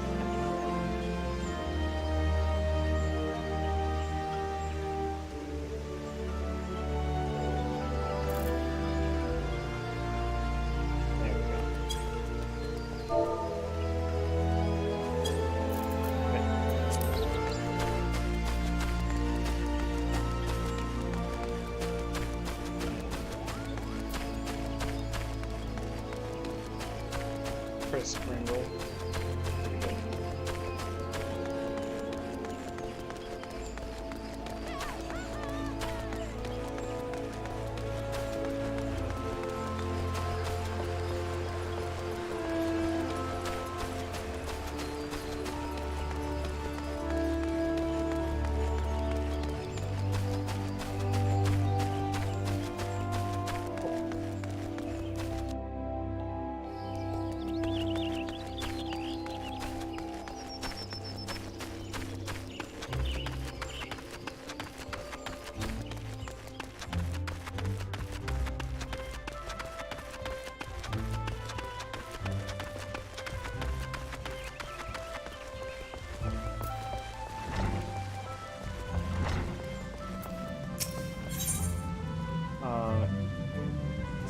Yes. I just need to switch to Archers. Might you perchance be comfortable around Vile? If so, I have urgent need of your assistance. You see, I was preparing for the forthcoming auguries when I found, my great embarrassment, that we lack the requisite quantity of scarlet oil. If it is not too much to ask, I would be most grateful if you could resupply us in time for the ceremony. Scarlet oil can be harvested from ladybugs, such as those found near the bannock. 6 of the Biokin should yield the necessary amount. Pray return to me as soon as you have it.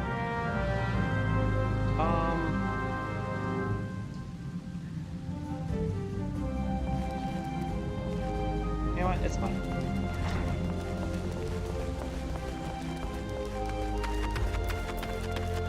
Probably be more effective to unlock the job, but that feels a bit weird given the context of her just asking me and needing it in time for a ceremony.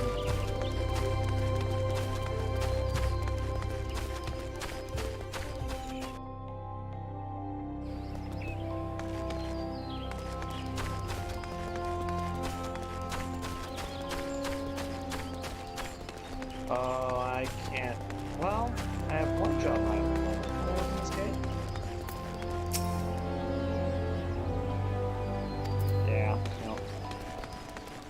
I thought the entrance to that wasn't so bad. Or am I thinking of North Shroud?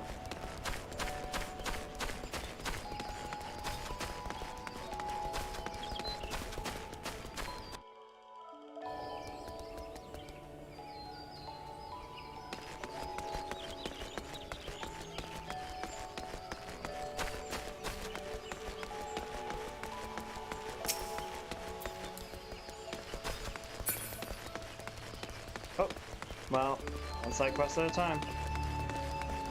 And then we'll have to wait. So the semi-end. I'm going the right way, but no, I passed it again.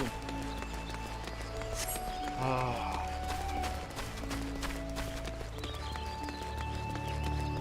Getting lost. Alright, it is this way, right? Yes.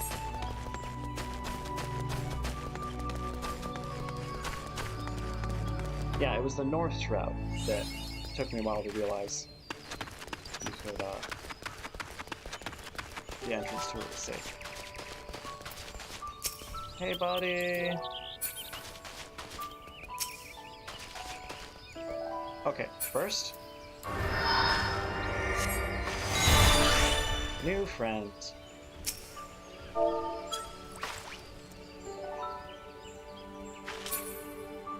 Alright, Carbuncle, let's do this.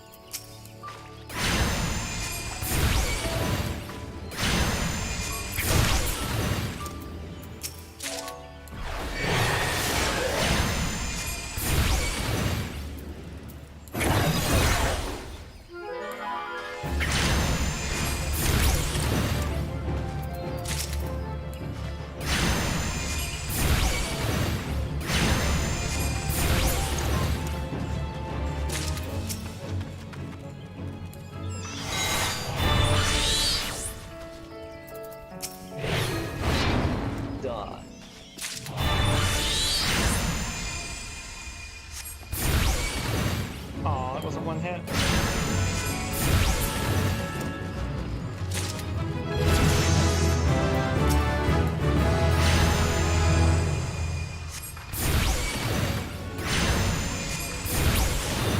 Oh yeah. Nice. Like 100 enemies. 500 enemies. I need to kill 500 enemies. Granted, I'm already level 25 Marauder, but this is only my 3rd stream. I have played her for exactly 9 hours and 46 minutes.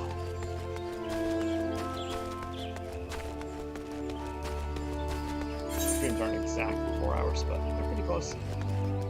No. And this way to Nothica's Altar.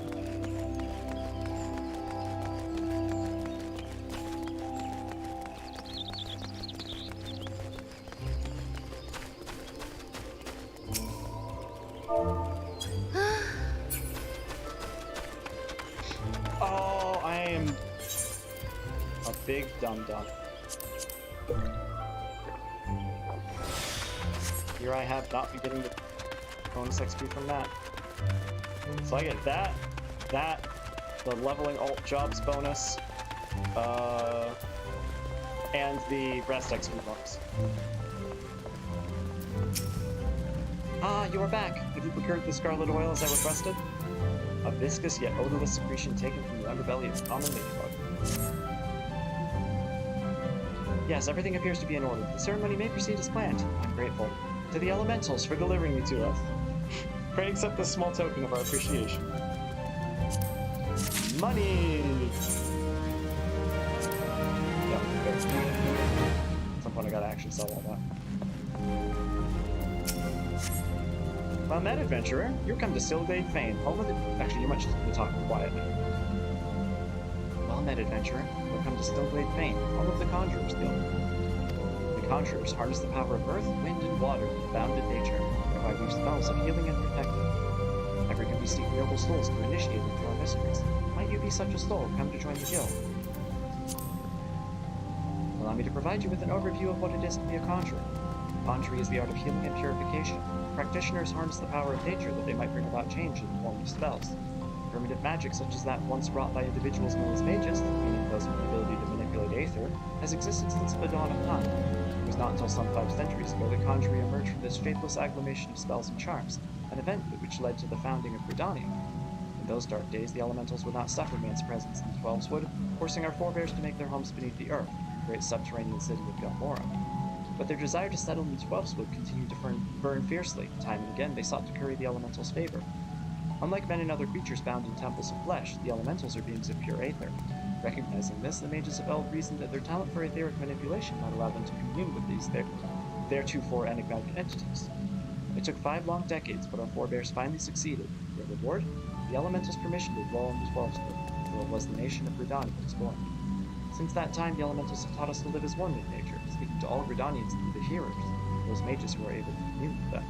And for their intimacy with the elementals, the hearers would go on to attain greater mastery over the forces of nature, thus did they conceive the art of conjuring. And that, my most attentive listener, is a brief history of conjuring. If you have a mind to walk our path, I wholeheartedly recommend you to join our guild. It would be my pleasure to explain the initiation process to you. Pray speak with me again when you're ready. I'm ready now. Is your mind made up? Are you ready to join the Conjurers Guild? That is well. I shall introduce you to our guildmaster, Brother M'aana. Brother M'aana presides over the Conjurers Guild even as he serves the nation as a hero. You will find him in the meditation area within. Go to him. Make known your desire to join the guild. And then there's the company. Beer got though. That's awesome. Beer got some. Yeah, still better. Still best good version of stuff. Greetings, adventurer. I'm told you wish to become a conjurer for Silglade Fane. I am Brother M'aana, master of this guild. Before you are formally accepted into our ranks, I would impart to you the principles of conjuring. Attend me well. Conjuring is an arcane art that takes life and the living for its domain. Its primary purpose is the salving of hearths and granting of protection. Adventurers such as yourself often stand upon the front lines of battle.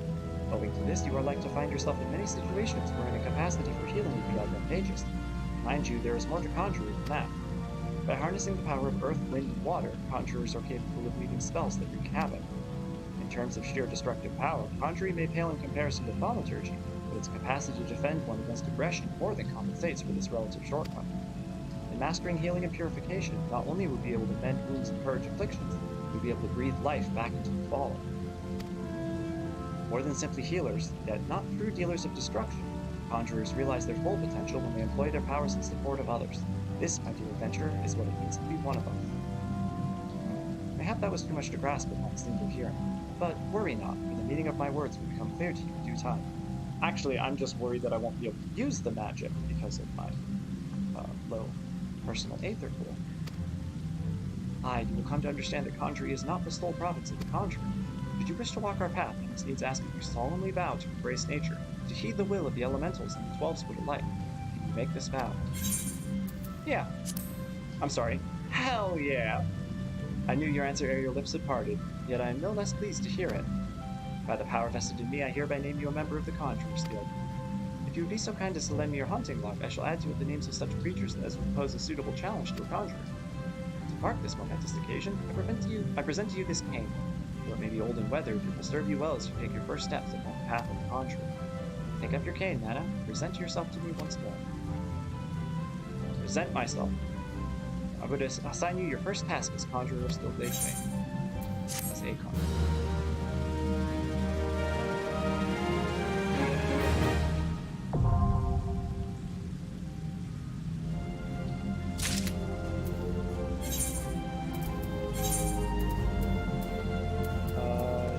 Yep.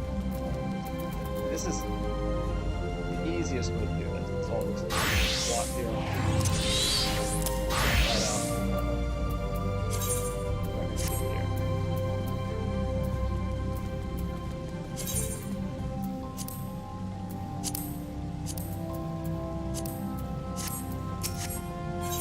Oops. Hang on.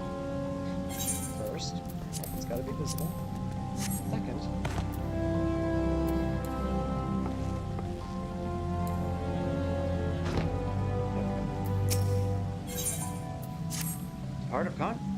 the part of Conjurer becomes you, M'aana. Without further ado, I shall assign to you your first task as a Conjurer of Still-Blade Fame. Go smack some stuff. Just beyond the city gates, you will encounter squirrels, ladybugs, and thungwars. I would have you slay 3 of each. Lest you wonder how I can so cruelly order the taking of a life, know that things are not as they once were. As a consequence of the calamity, and I may add through no fault of their own, these creatures have become a burden to the 12 split, a burden it cannot well bear. As a conjurer, it is your duty to carry out the will of the forest. By employing your powers in so doing, you will come to learn something of your art. Go now, M'aana, and perform your first task in the name of the elemental.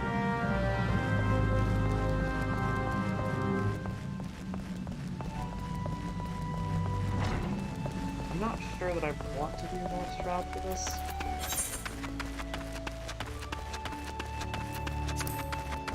The Fung Wars may be accessible just outside the North Shroud.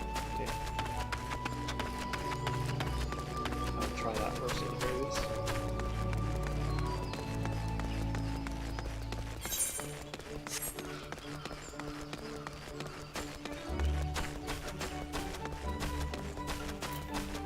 Oh, I haven't tested this out.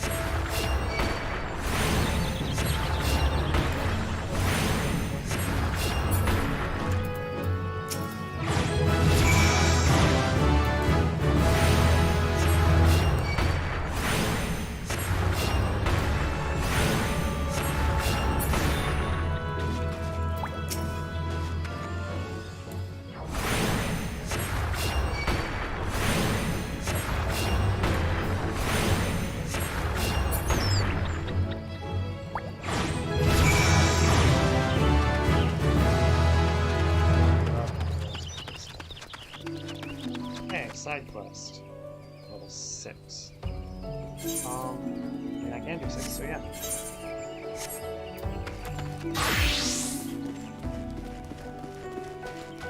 Suppose I'll see if there are bungalows around at the same time.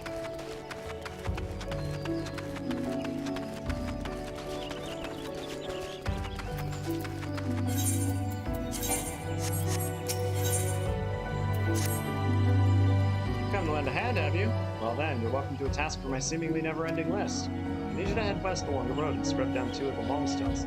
I swear by Nafka, those signs accumulate dirt and grime with almost unnatural haste. Speak with Idajuana at 3 Speak Stables once you've seen to them. She'll be glad to hear the main molestones are clean. That's 3,000 at least.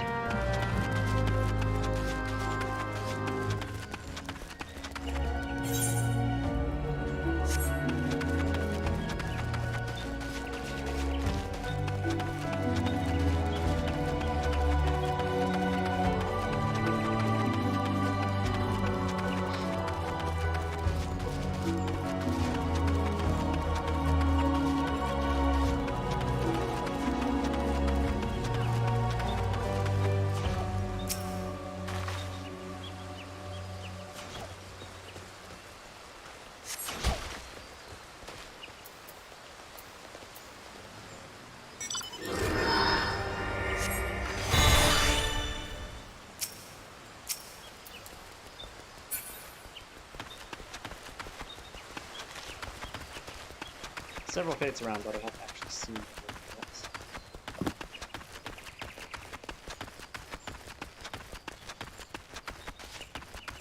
I was about to be like, I'm surprised none of these are on my hunting log, but I realized, wait, no.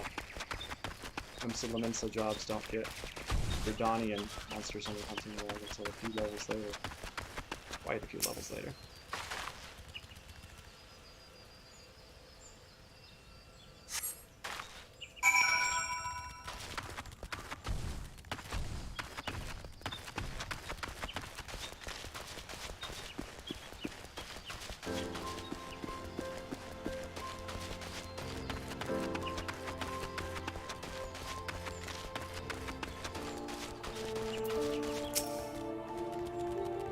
What's that? You've been cleaning molestones? Why, thank you. With all the chores that need doing around here, I was afraid they'd be left and get even filthier. It's not just that they're an eyesore, by the way. In that state, the creatures around here want to lay their eggs on them. As to why? Well, I can only assume their preferred nesting trees are in short supply these days. Be that as it may, we can't have monsters hatching from roadside signs. These paths are dangerous enough as it is. Perhaps the sprinkling of steam will keep the beasts away.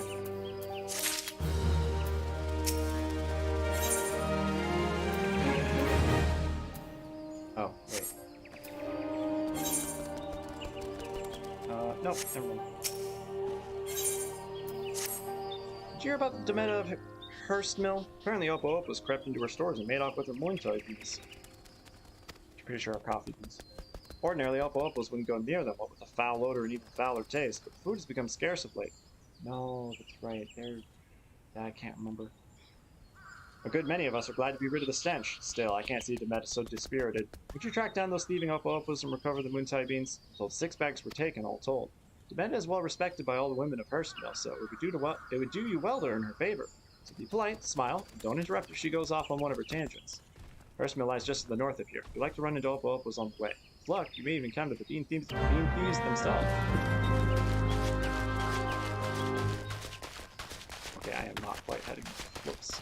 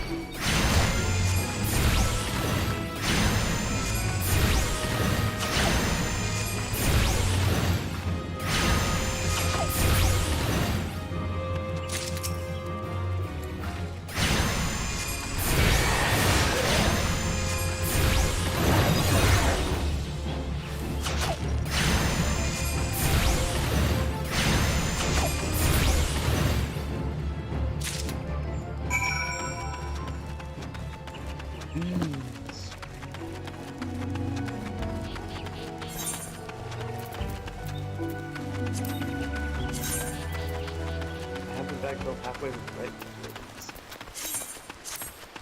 And two. Probably not two, I'm not sure.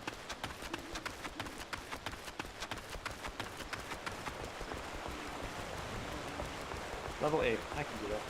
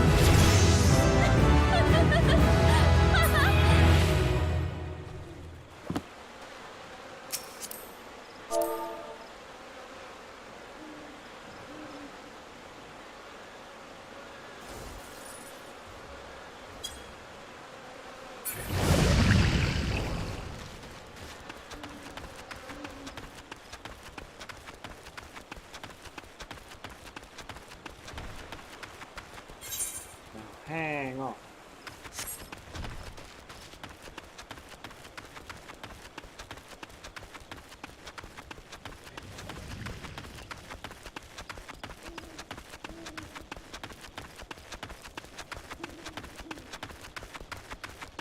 Chocobo key! Excellent.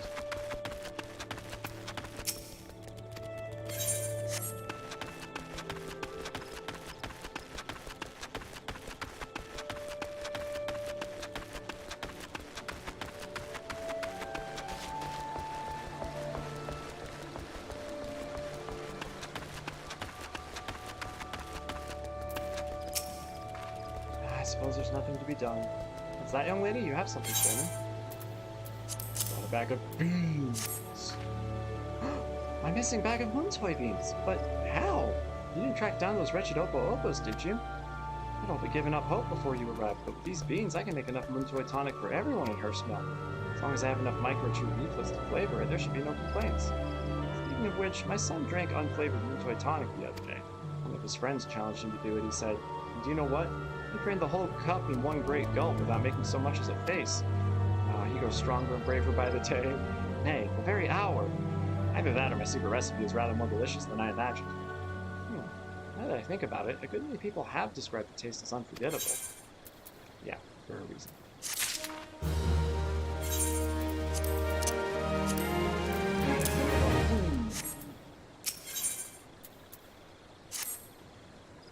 Oh dear, if I'm to make this much moon toy tonic, I'll need far more than microchew leaflets.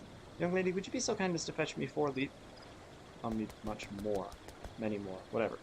4 leaflets from the microchews outside the hamlet. I'm whipping up a fresh batch of moon toy tonic, you see. Oh, it's a lovely drink, absolutely bursting with nutrients and goodness. I'll have you know I always drink at least 1 cup a day. Alas, few people share my passion for healthy living. Truth be told, most won't touch the stuff. Not unless you add microchew leaflets, anyway. Apparently, the taste and the smell are too distracting for some such nonsense. Oh, but listen to me prattling on like an Ishgardian priest. I shall stop talking and start stirring. Well, don't just stand there, dear. Run along and fetch me those leaves. This batch will be ready soon, and it would be such a shame if no one could drink it with me. That's level 7.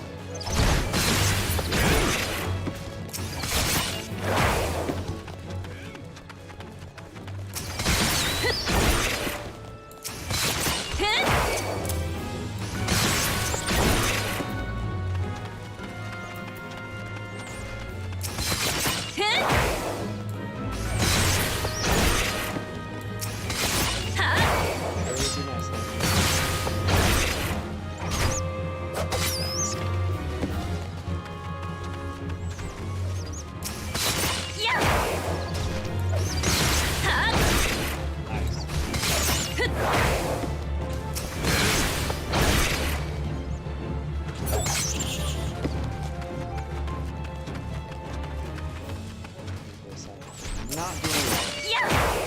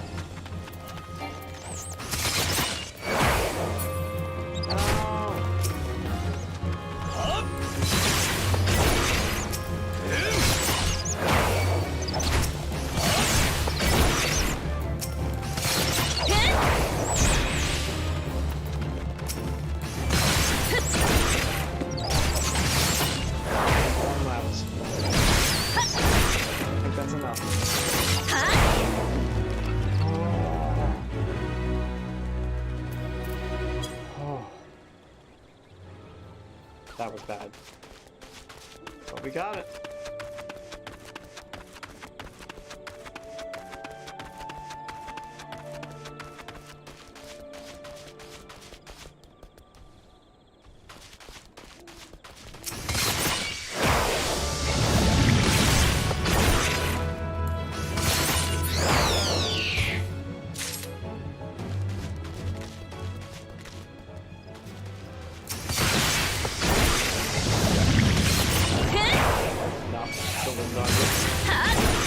Impossible to dodge.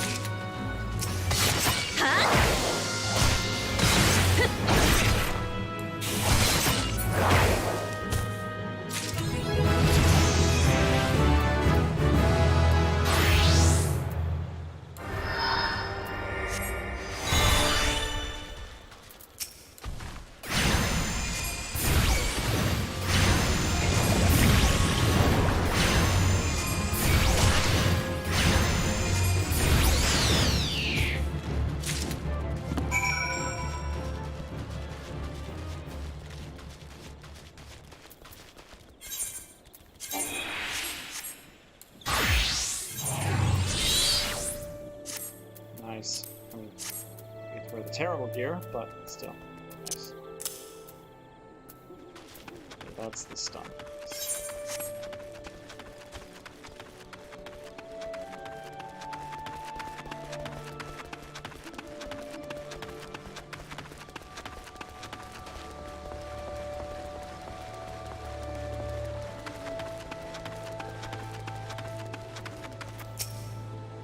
Ah, you're back. Did you manage to find the microtree leaflets I asked for? Yeah, it took me a minute, sorry. Tender fleshy leaf taken from a microtree. Let's see. Yes, that's 4 all right. Ah, such a lovely scent. Now, you gathered only the 4 I asked for, not one more, yes? Oh, I know, I shouldn't have to ask, but these days more and more people forget to take only what they need. If we're to live in harmony with the wood, we must respect life and remember what it means to take it. Never be wasteful. Know the value of life, know the value of our time here in this world. That's why I always live my life to the fullest, wasting nary a moment and nary a word. Nay, not so much as a single one. Remember, if you mean to remain within the 12's wood, you must be ever mindful to show respect and gratitude to the forest and the elementals. You know, you remind me of my son. He's a good boy, but sometimes forgets what it means to be Budanian. Why, just the other day I caught him and his friends throwing Muntoy beans at each other. Needless to say, I was terribly cross. Who wouldn't be? And all set to give them a memorable scolding when I noticed they were playing in teams, and that my son was leading the winners. Oh, I know I shouldn't have been proud, but I saw the way he marshaled his troops, by which I mean his friends. It was so clear to me that he was a born leader. Where was I? Oh, yes. You see, later that day I was cooking dinner and he, quite without prompting, offered to wash the vegetables. He's such a good boy, you know?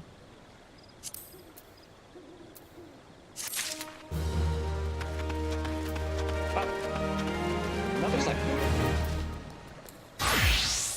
I don't think Conjurer can take this one. Oh, maybe I can. I should be able to turn it in, because I should be high enough level by then. You have the look of an adventurer. Adventurers love little tasks, do they not? Well, I need you to head into the forest and pick a glimshroom for me. You haven't the faintest idea what a glimshroom is, do you? Glimshroom is the common name for a variety of fungus with a unique white phosphorescence. What did you say? A glowing mushroom? Yes, I suppose you could put it that way. There's a colony on the rock face in the southwest of Peace Garden. Do not simply pick the first one you come across. The brightest glowing mushroom you can find, please. Well, yes, I would love to be able to harvest glimshrooms for myself, but there's a small matter of Ixali's scouts. Not terribly friendly, those chaps. Off you go, then.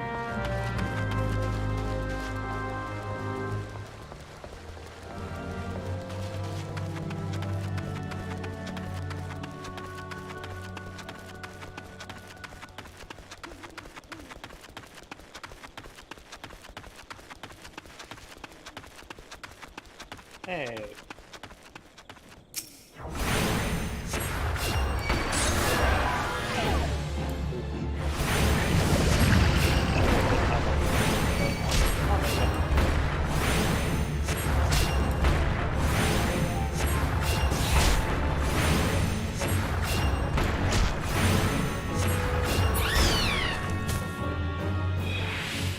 Let's wait until I get back to this quest.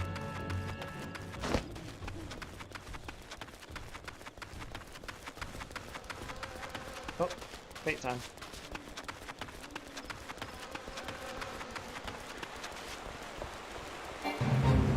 Dolly Scout, riding from the forest.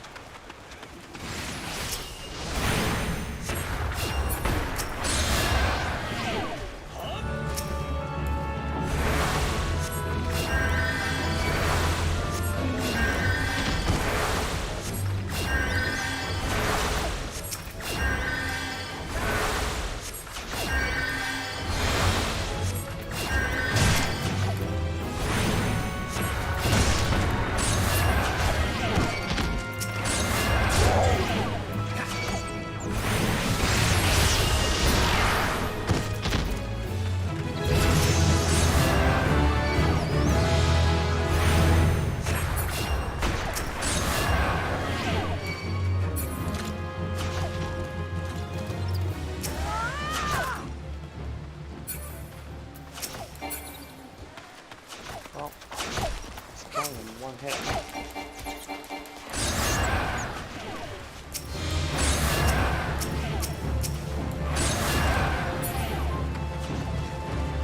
Some of these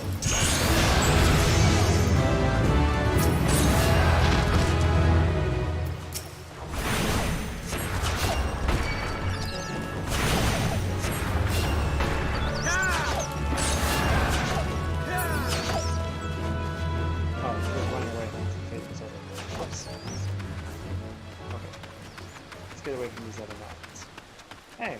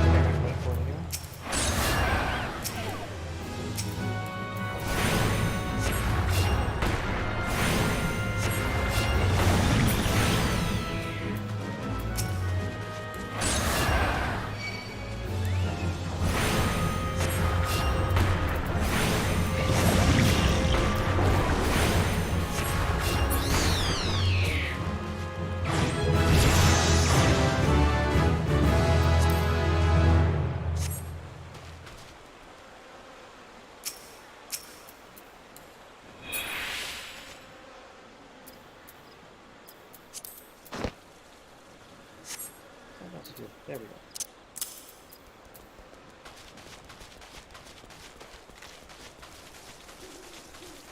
Already level 8.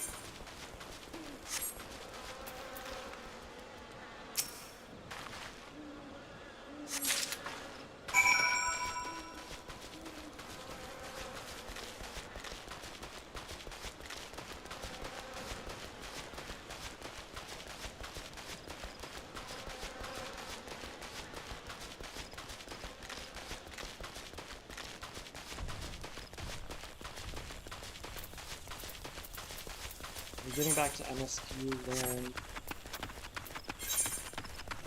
Oh. And I have a job at level 15. That will probably happen by the time I,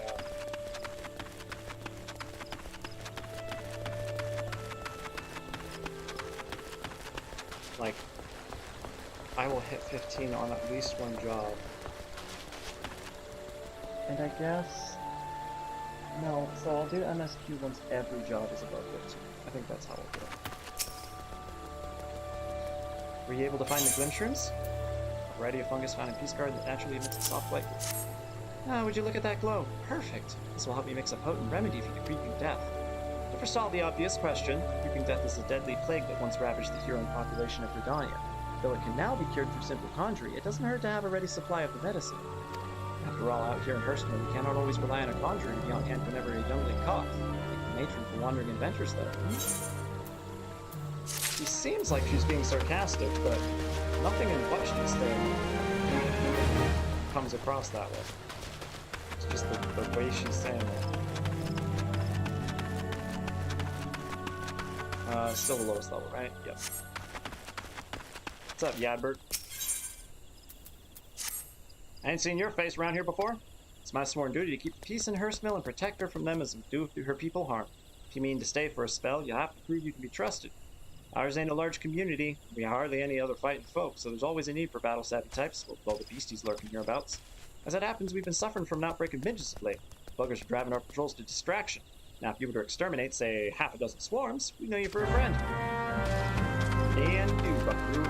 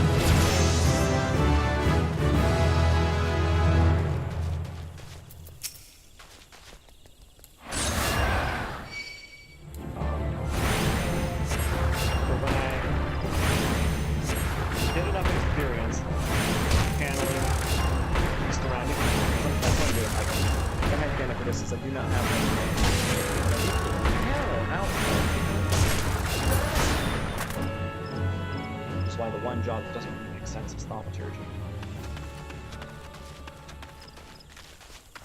I theoretically have an explanation for that, but I haven't really locked it down yet. Also, that quest line is about somebody who doesn't have much aether and therefore can't do thaumaturgy, so there's an extent to which I'm kind of waiting to see how that story plays out.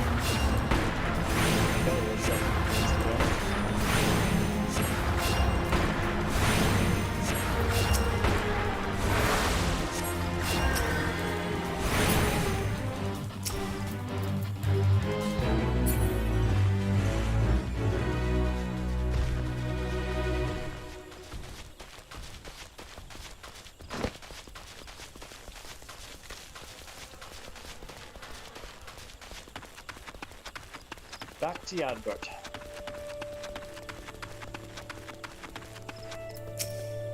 You've done us a kindness and proven yourself capable both sides. Take this with Hurstmill's thanks. Oh, before you go, I thought of something else you could do for us. Would you mind going to the hedge tree and seeing it fall as well? Since ancient times, the tree has guarded these woods with their holy presence. Lately, though, we've been hearing reports of Ixal pecking around in the vicinity. No more than scouts, I'd wager. But if they were to lay their filthy hands on the hedge tree, well, don't bear thinking about. So I'd be much obliged if you head southeast to the hedge tree and see if no harm has come to it. Oh, and if you chance to encounter any Ixal, send them packing. Be warned, though, birdmen ain't like to take their leave without a fight. Make sure you go well prepared and keep your eyes peeled, all right?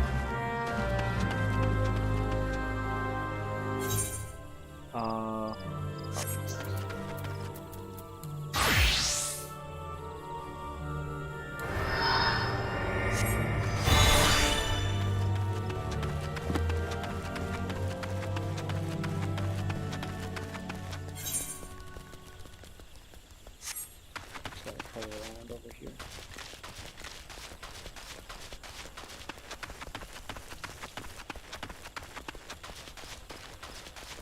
There we go. Figured there would be a path.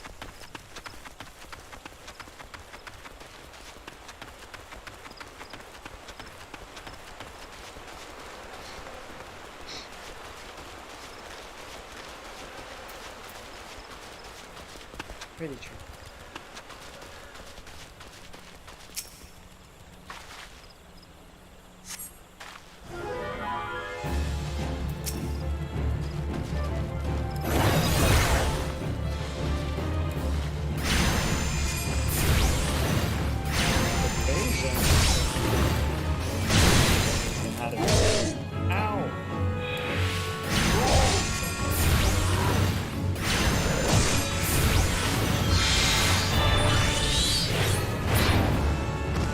Good job, Ruben. Nice. Definitely took some hits.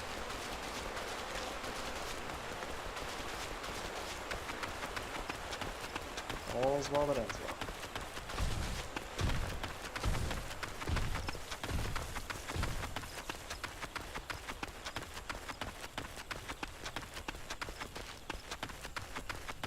So it's due to these side quests, I think I might not actually get through unlocking every god tonight. Not that I'm complaining. It's nice running around and helping the NPCs who need help as I pass them. So an Ixal, did you? Ha! Bloody birds will think twice before coming near our hamlet. The Ixal once dwelt in the 12's wood, you know. Long ago they woke the Green Wrath and were driven out. Needless to say, they weren't best pleased when us Gridanians took their place here. In fact, it's none other than this resentment what kindled their hatred for us. But I expect I'm boring you. By defending the hedge tree, you've once more proven yourself a friend to Hurstmill. If you can spare a moment, I ask that you speak with others in the hamlet. Many of us could use a hand. I can think of none better to assist them. I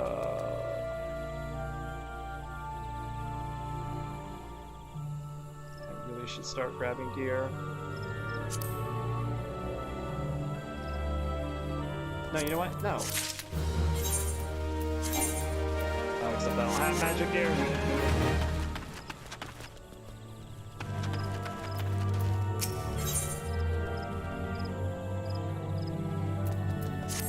Pardon me, milady. Might you be the adventurer of whom Eadbert speaks so highly? If you could spare but a moment. I've never thought myself a popular girl, and men rarely give me cause to believe otherwise, yet lately I've been the recipient of several gifts. Sparkling jewels and fine silks over which a prouder maid than I would surely swoon, all from an anonymous admirer. Naturally, I was flattered, but I knew nothing of my mystery benefactor, and so I endeavored to seek him out, only to discover that he's none other than Eadbert, an infamous rogue wanted for countless robberies in Gridania. I realize now that all of his presents were taken from others, and that I've unwittingly won the affections of a dangerous criminal. That's not all. With his latest gift came a request. He insists that we meet in the woods outside of Hurstmill, where he intends to present me with his most precious gift. I'm at a loss. I beg of you, milady, will you not go in my stead? I wish only to be left in peace, but I fear a man such as he may be driven to violence when made to hear such words. I pray no harm comes to you.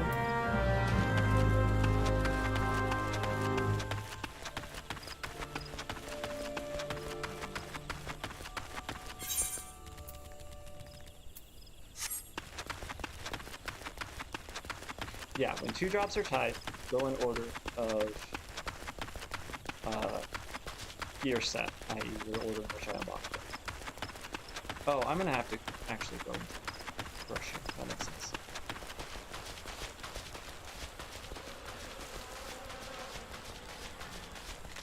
Hopefully I don't accidentally aim the tree itself.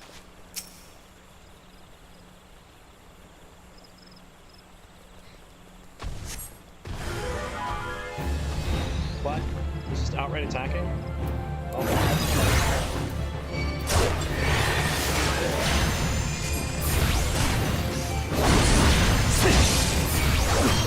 Barely. Oh, I making damage on the field. Dang, I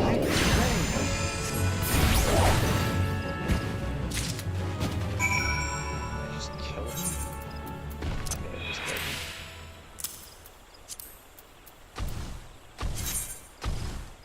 A sweetly scented letter drop failed.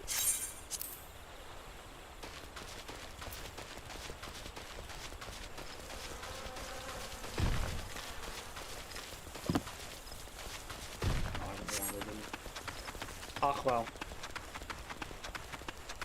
That's what happens when you don't have great. Oh no! You're attacking again.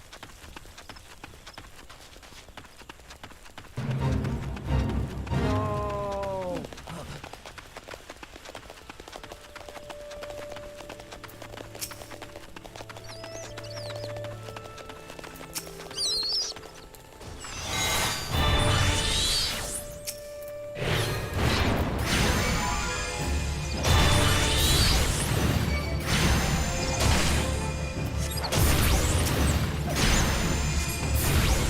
First, just get them off the backs.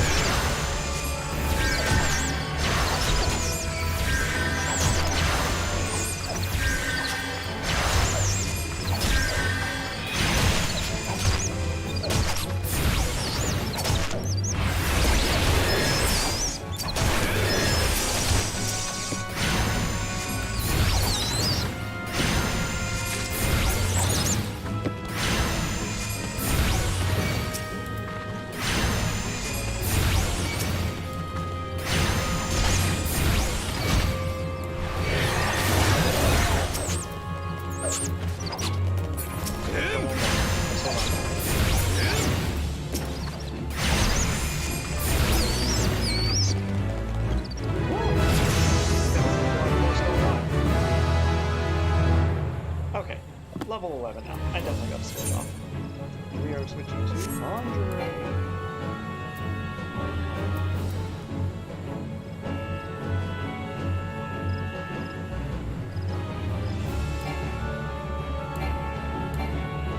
I don't even have any enemies on the list anymore.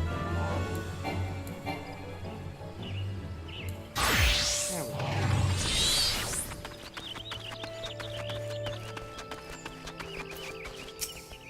All for naught. I give thanks that you're unharmed at least. A letter? For me?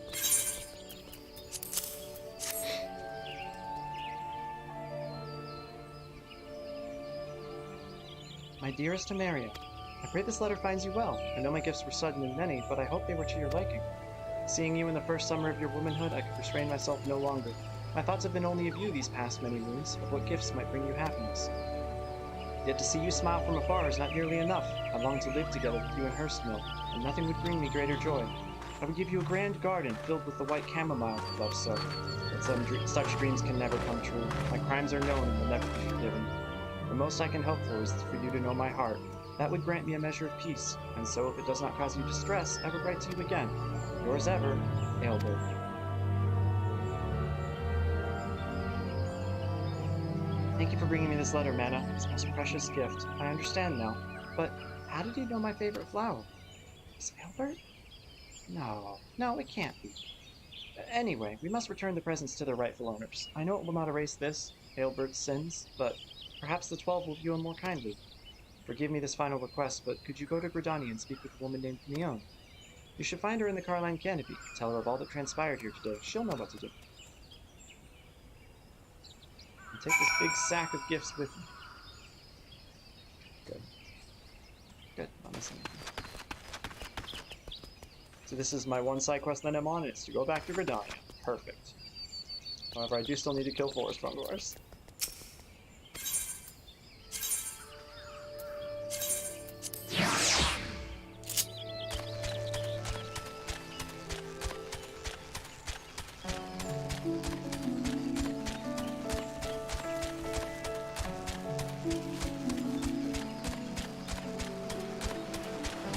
Run into that fate? I don't think so, because we're doing all that. Yep. Off the road, buddy! Whoa. Hello.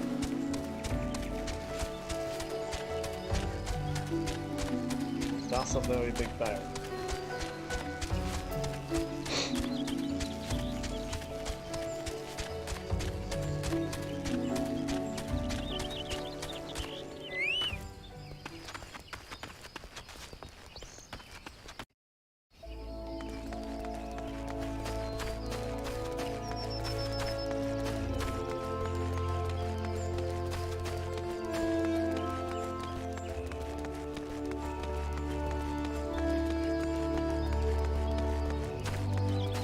Talking to her, I'll head out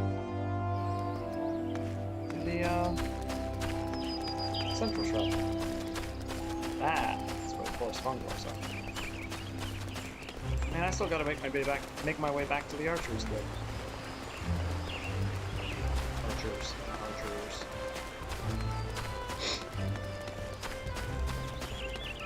Thank you. See ya.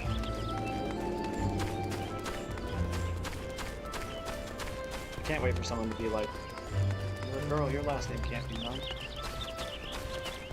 It's hard because my whole family died. So back off.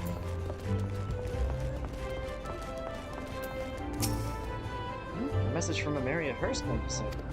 Oh, I see. Oh, Edward, you fool. I'll deal with the stolen goods, worry not. Yes, I know of the boy and his family, who once lived in this very town. One day he stole a handful of chamomile seeds from an influential merchant in the Ebony Stalls. You see, this boy had a sister. Chamomile was her favorite flower. Seeking only to make his sister happy, I doubt he grasped the gravity of his act. Regardless, his parents felt that he had brought terrible shame to the family, and so they disowned him. Cast out of hearth and home, he grew desperate, and those who think only of survival think little of love. Common enough tale, perhaps, but no less tragic for it. And now you know the truth. The sister Aelbert loved so dearly is Amaria. Amaria was too young to remember when Aelbert left, so her parents decided to conceal his existence. However, word of the boy's banishment soon spread, and her parents were forced to move to Hurstmill to maintain the fiction. By now, Amiri has surely heard rumors of her long-lost brother, though a gentle girl like her would never question her parents' honesty. Whatever faint memories she once may have are long gone. But Aelbert has never forgotten Amiri. Despite the danger, I suspect he now keeps close to Gridania, refusing to leave his beloved sister a second time. I'll send Amiri some chamomile seeds by way of thanks for helping us to recover the stolen goods. If only it were as simple as returning them to the rightful owners. Sadly, Aelbert's crimes would not be so easily forgiven. But perhaps, by the time these seeds have sprouted and their flowers bloomed, you will have found a new path.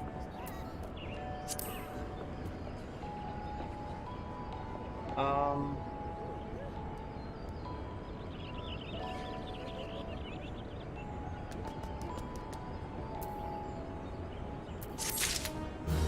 being stubborn. And craft my own gear, dang it! Nope.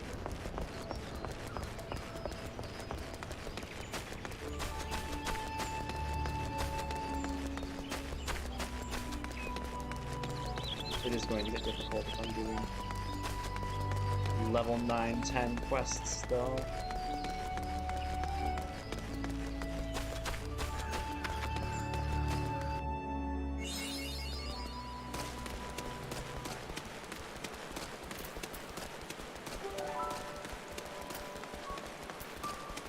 I do not like the rain.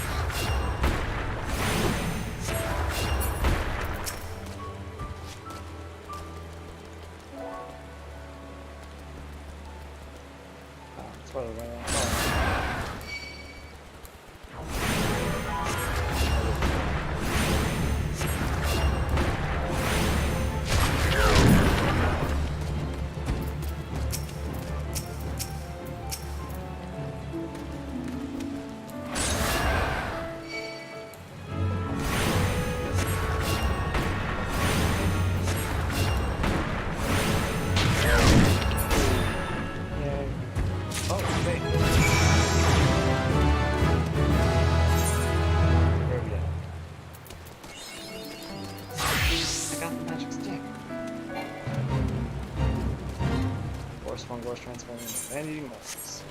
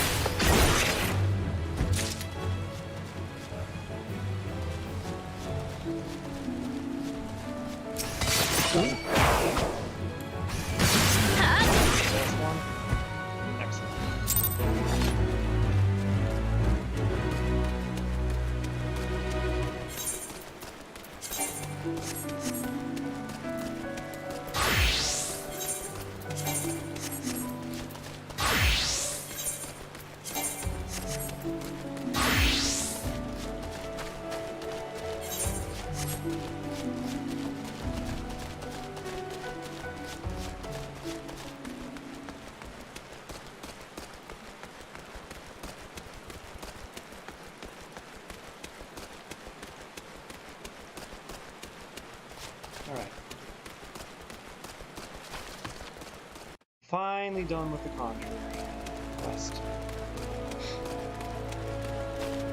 It really sounds like that. Did you have trouble or get lost? What's up?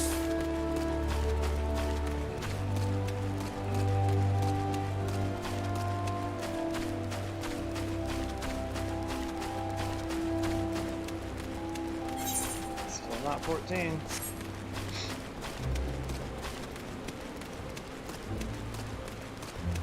And it was level 1.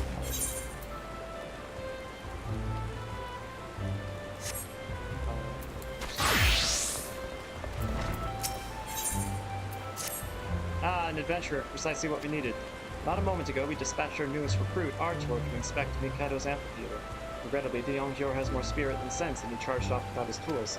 Suffice it to say, he won't be getting any work done. Would you be so kind as to deliver them to him? Wonderful. Seek out Luhalik in the acorn orchard behind the atrium. We should have our first news. This is the I could learn carpentry quest.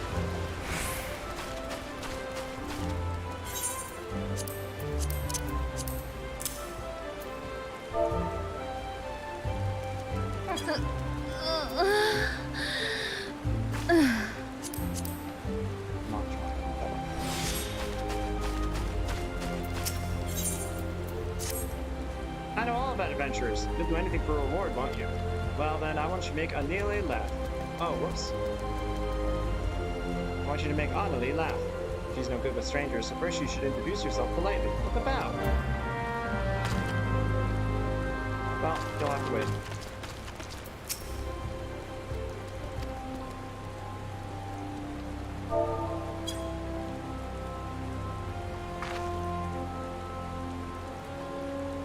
Hi.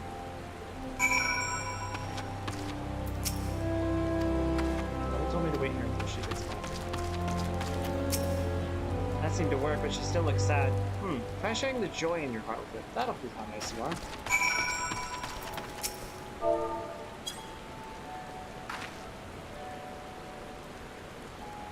You're odd.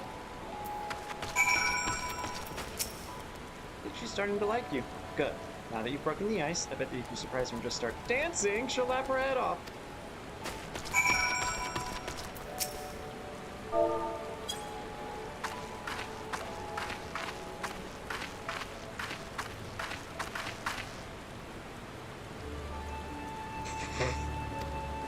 You're a really good dancer, miss. That looked like fun. Maybe I should try it sometime.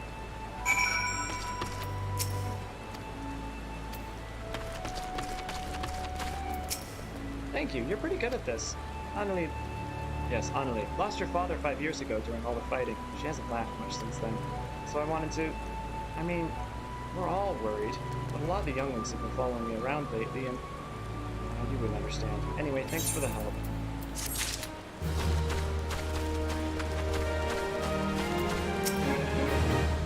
Dell sent you. Give me a moment. Here they are, still fresh and unused as the day he got them. That isn't realized about the bloody things behind. First day, and he forgets his tools. Daft side gets a kick up.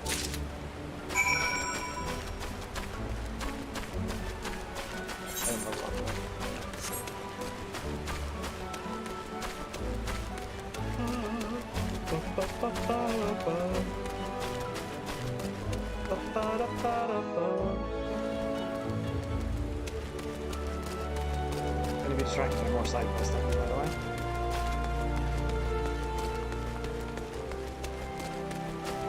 Ow.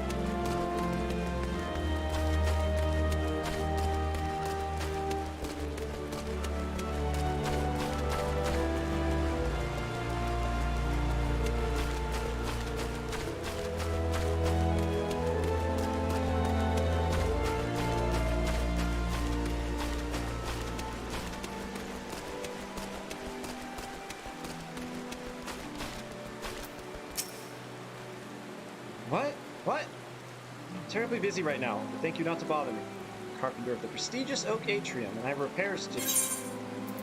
Buddy. Where did I put my... Oh, gods, I take it you're from the guild too, then. What's that? Adele sent you with my tools? Ah, yes. I was actually just about to go, and, this is so embarrassing. My apologies. It's just been so confused on the task, so focused on the task at hand. You know, it's a miracle that this amphitheater even survived the calamity. It was the Carpenters Guild that saved it, moving it piece by piece and rebuilding it. When I saw what they had done for Gridania, I knew what I wanted to be. When I saw. But gods, when they told me my first task was to come here. Anyway, thank you for bringing me my tools. You're new to the Oak Atrium too, right? Well, let's both work hard for the good of the guild, eh? Oh, and may the elementals watch over you and keep you safe.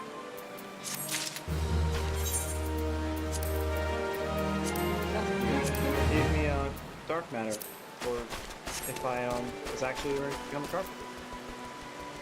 So let's start with this.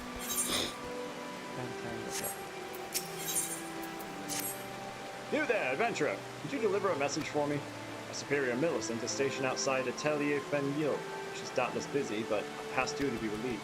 Long past due, truth be told. However, I can't simply abandon my post. Speak to her for me, would you? But choose your words wisely. She has a bit of a temper.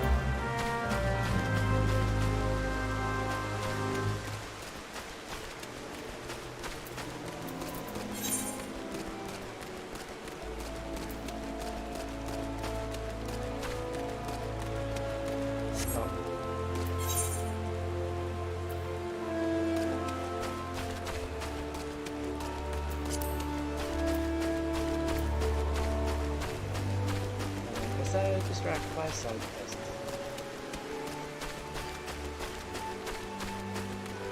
That's how it goes. That's why everyone's gonna get to know my name.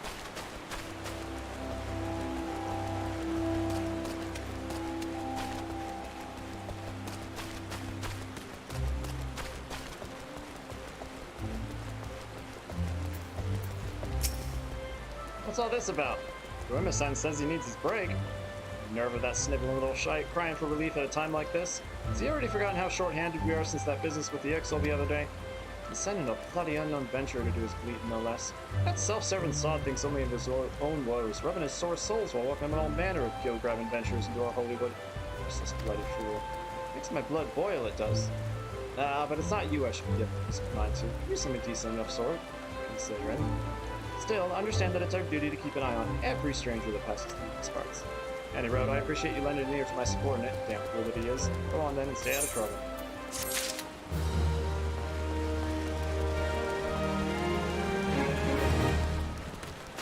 Leatherworkers. Now that's interesting as well. I'll have to check out their guild later.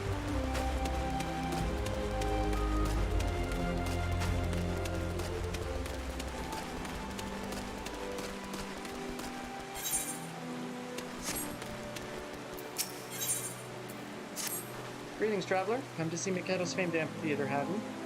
I am Estain, caretaker of this fine centerpiece of Gridanian culture, and I fear I must needs trouble you for your assistance. You see, it is not only well-meaning women like yourself who are drawn to this place. The sylphs often visit in the dead of night, long after our citizens have gone to bed. We have no particular objection to their presence, and they seem grateful for the accommodation. So much so, in fact, that last night they left us a token of their appreciation, in the form of vegetables. A lot of vegetables.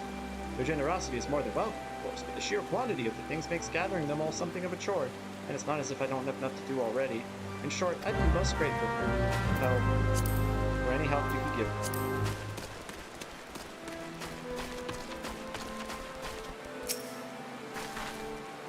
A vegetable.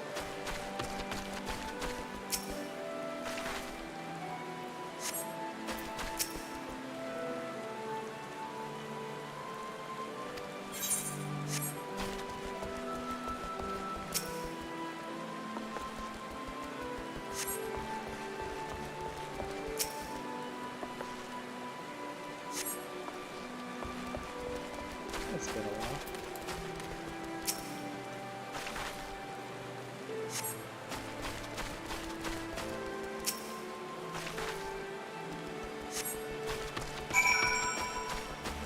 Easy enough. Well done, friend. Mikedo herself could sing you praise. She knew well the power of art, how it could strengthen the soul of a nation and preserve its history for future generations. This amphitheater was her greatest gift to Gridania, and it was her wish that all folk use it freely, not only for performances and festivals, but as a place to share memories and make new ones. I wonder if the sylphs come here to do just that. That said, I do wish they would find other ways to express their gratitude. We have no need of vegetables here, but we have the Carline canopy you can make use of them. Anyway, thanks be to the elementals for bringing you here today. Okay. Now and to the left, yes. Interrupted on the gate on the way once again. Interrupted on the gate.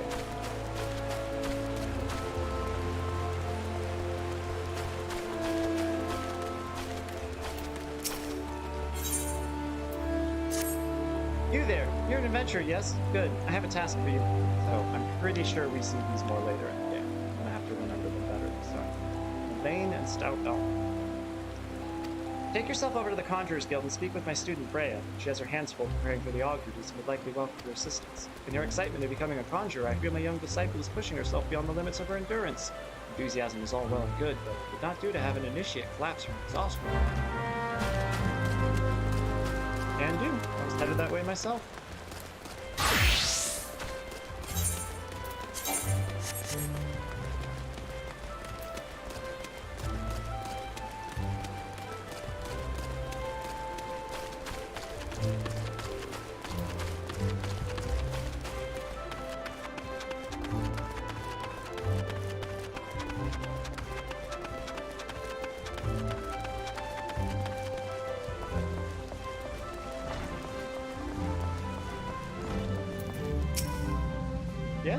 Yes, I'm Freya, but I'm also awfully bit. Oh, you say Lady M'aana herself asked you to assist me. In that case, I suppose you might lend a hand, especially as mine appear to be shaking. Only very slightly. Not that it's anything to worry about. Mere nervous energy. I would be exceedingly grateful if you would take this Azima rose oil and refill the sensors. There are two that require attention. Please have a care not to disturb the conjurers in their meditation. They must be as quiet and peaceful as possible.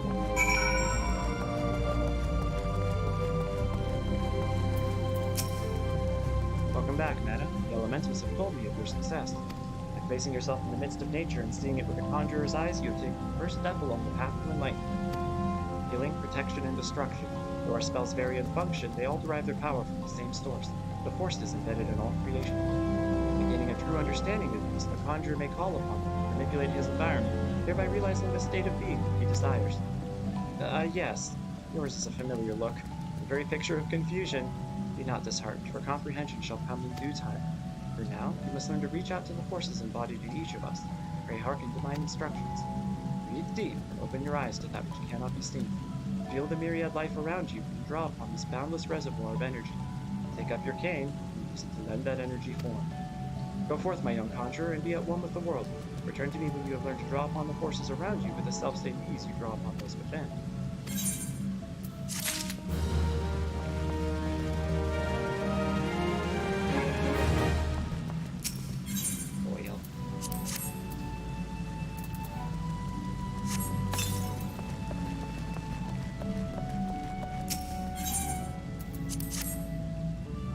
Fragments.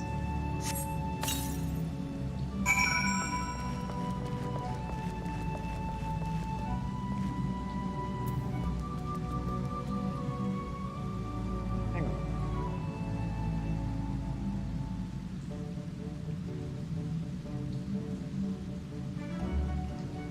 Oh yeah, that is what I want. Cool.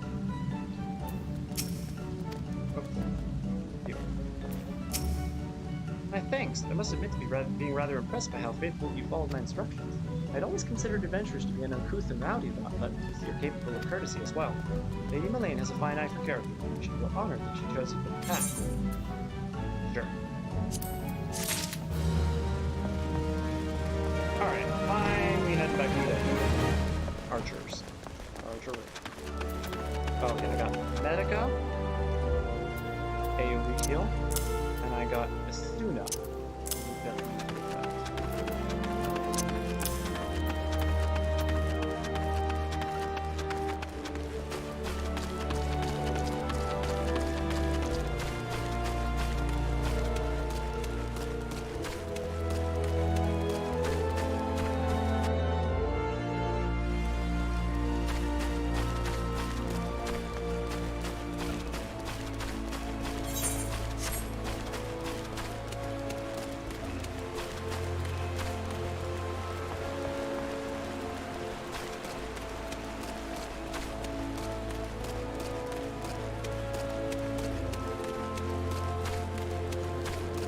very unhappy about this. Oops.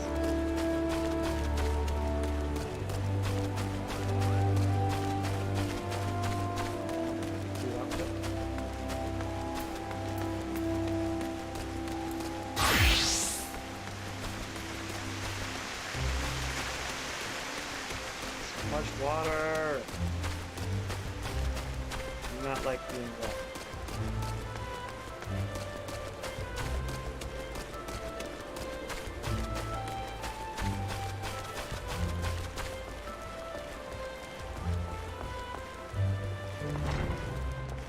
There was a quest in here. So, are you resolved to join the Archers Guild? Look in your eye bespeaks your determination. It would be my pleasure to refer you to Guildmaster Lucien. Lest you worry unduly, Lucien is an affable and kind-hearted one. Even those not of the guild have been known to seek her counsel in various matters. Never have they been given fair hearing. Lucien awaits you in the training area yonder. Present yourself before her and impress upon her your desire to join the guild. Just realized how much I've scooted down.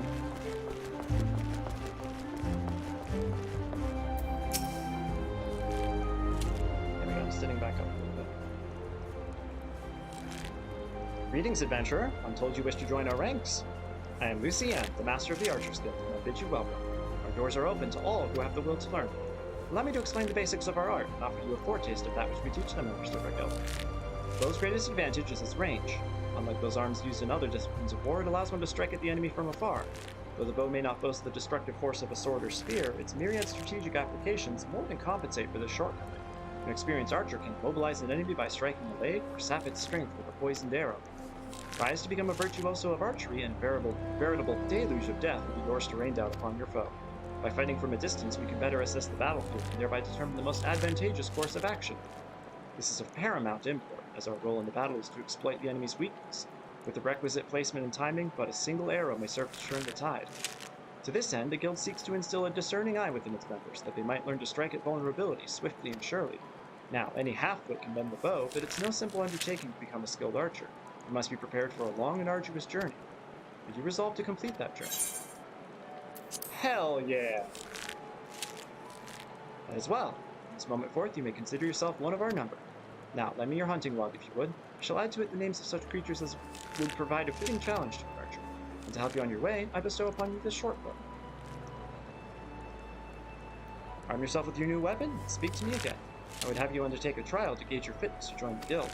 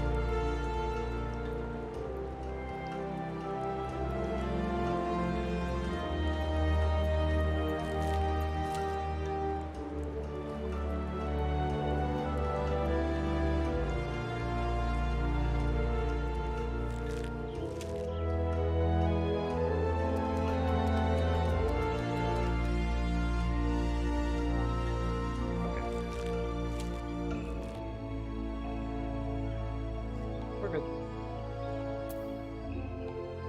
Alright.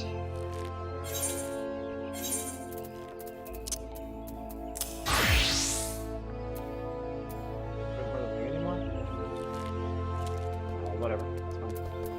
It's fine. Gear. Oh, there we go. We're set. Up. There we go. Oh.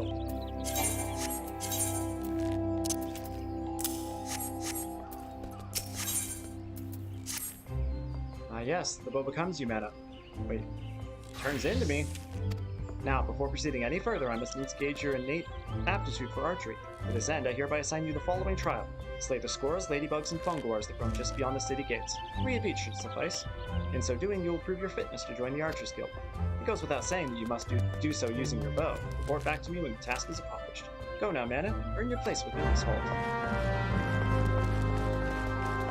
But first, what's going on, girl? Hail, adventurer. Might you have a moment? I'm in need of a trustworthy soul to deliver a missive to Parnell. You can find her in the shaded bower in the midst of the market. Why would I not simply go and speak with her myself? Well, as I'm sure you've observed, Gridanians have a tendency to be rather... I mean, in person they can be, well, a little on the prickly side. The matter's not urgent. Simply hand over the missive the next time you find yourself in the markets. Please, as a favor from one adventurer. Given the lack of urgency, I'm gonna go kill things first.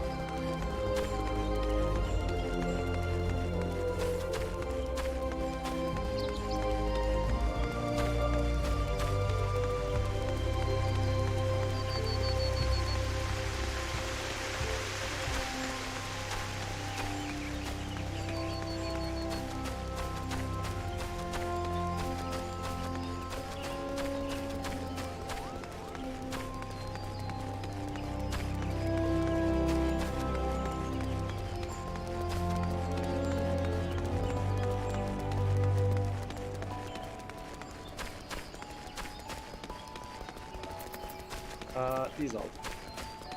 I'm just gonna put them anyway. At first.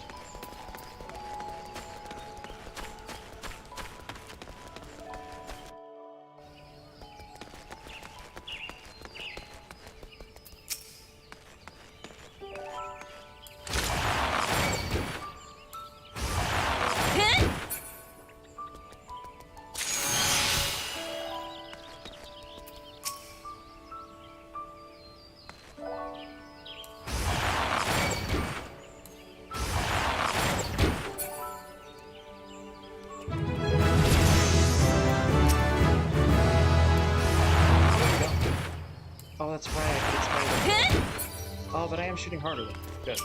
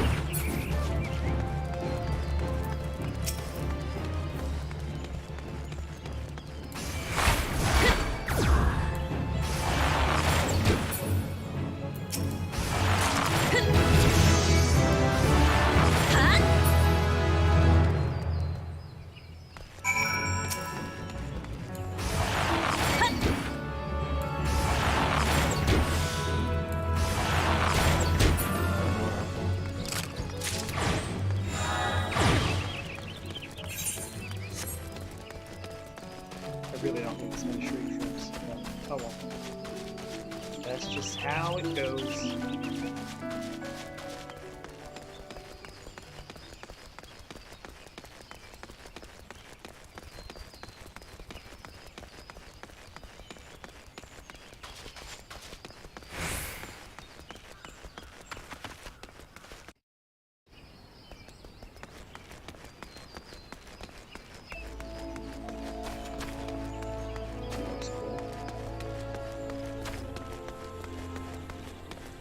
She's a feminist, so.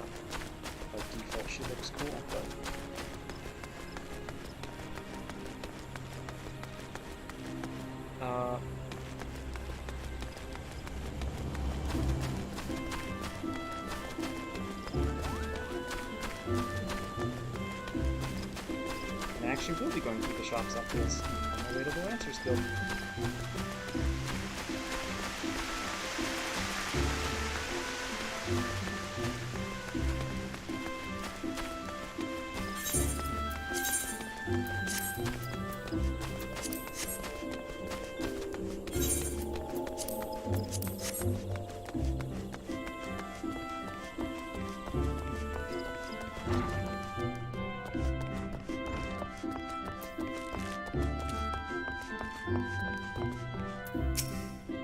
Welcome back, M'aana. It would seem you have successfully completed the trial. You've proven yourself worthy of a place within these halls. It is with pleasure that I name you an archer of the guild. Those fellows at the path will have to strive together for greater mastery of our art. Now, though you may be a member of the Archers Guild, know that your seniors will not coddle you with personal attention. It's up to you to seek out the experiences you need to grow as an archer. By way of a first step, I encourage you to practice proper technique. Use arrow after arrow, paying close attention to form until the movement becomes second nature. When drawing your bowstring has become as natural to you as drawing breath, and the world seems clearer when you view down the shaft of an arrow, return to me. Go well, my young apprentice.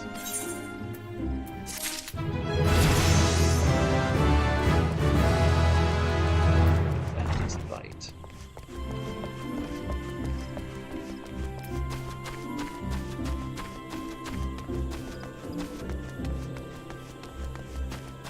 Roll 6, roll 5, roll 5.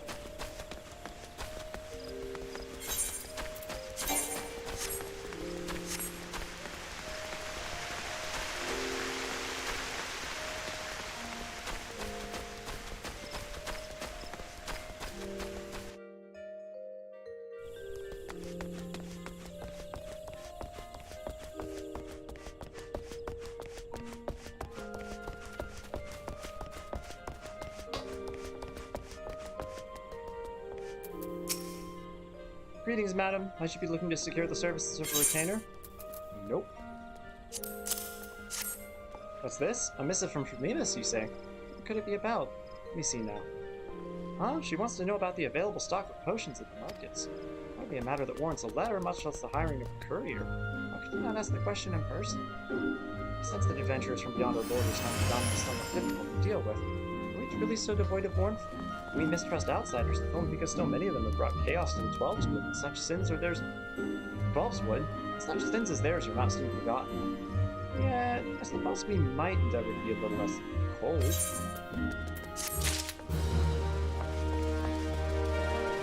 What's up, buddy?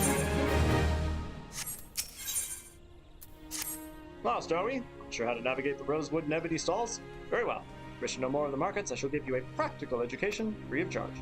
As master of the markets, I entertain many requests. This order from the whalers, for example, but I delegate their fulfillment to my hirelings that I might tend to such tasks as I alone am capable of performing.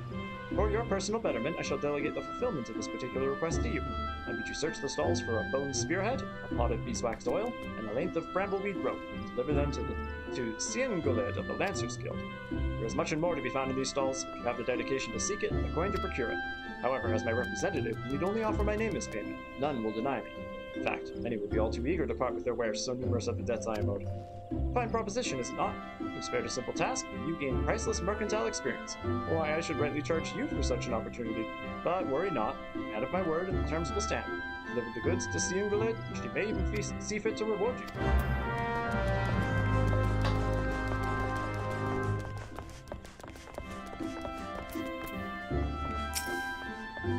Welcome, welcome!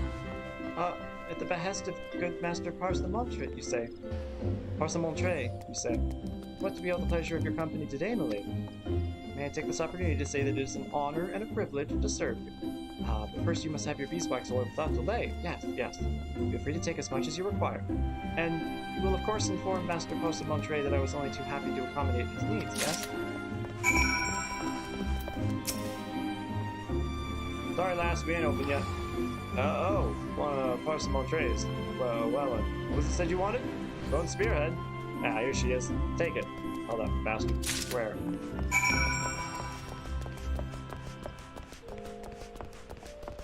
Anteater.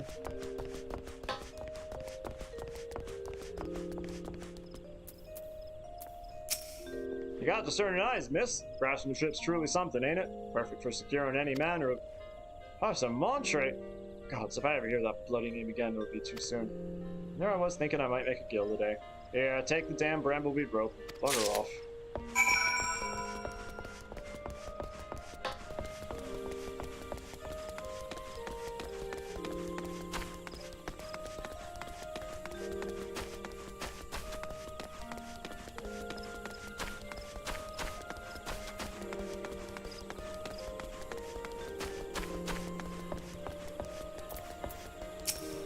What business have you with me, adventurer? Hmm? You come upon the bidding of Master Pausamatre.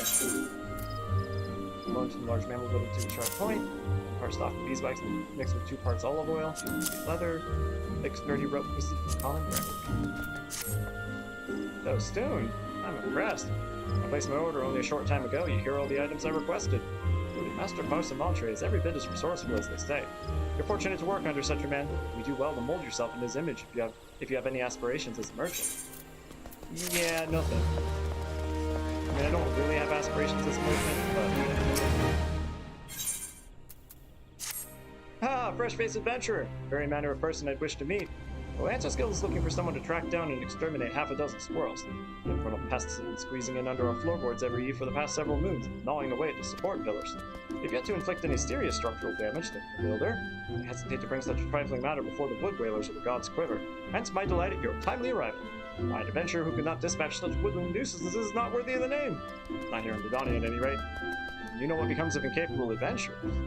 Yeah, but perhaps it is best you do not. The squirrels of which I spoke can be found in the central shroud. Return to me once you've disposed of them, assuming the task is not beyond you. For your sake, I sincerely hope. Welcome to the Lancer's Guild, adventurer. If you seek to refine your skills with the polearm, then you've come to the right place. Here at the Lancer's Guild, spear wielders gather to train with one another and further hone their abilities under the tutelage of our fine instructors. Do you seek membership with us? I am intrigued. Very well, I shall provide you with an insight into the history of our guild. More than just an instrument of war, the spear is also a tool for hunting, and the game ever plentiful in Twelve's Wood, the weapon has been the mainstay of the locals here since before the founding of Bredania. With the passing of time, our nation became a gathering place for spearmasters from across the realm, many eager to taste the metal against the famed might of our wood whalers. It was during Bredania that their myriad fighting styles came into contact, eventually giving rise to the art taught here today. The spear technique could be formalized. That spear technique could be formalized at all owed much to the founding of the Lancers Guild by the wood whaler captain Miss Dale, nigh on a century past. The tradition of accepting students from without as well as within Bredania's borders persists to this day, ensuring that the art of the polearm may not only survive, but also continue to evolve. Well, there you have it. I hope this brief history of the guild has helped settle any doubts in your mind. The Lancers Guild is always eager to welcome new initiates. If you will to enlist, speak with me again and we can begin the enrollment process. Well then, have you made up your mind to enlist in the Lancers Guild? Excellent. I shall let Guildmaster Uwain know to expect you. All who seek admittance to our ranks must present themselves before him. He will judge if you are fit to become one of us. Pray make your way to the training area within. Our Guildmaster awaits you there.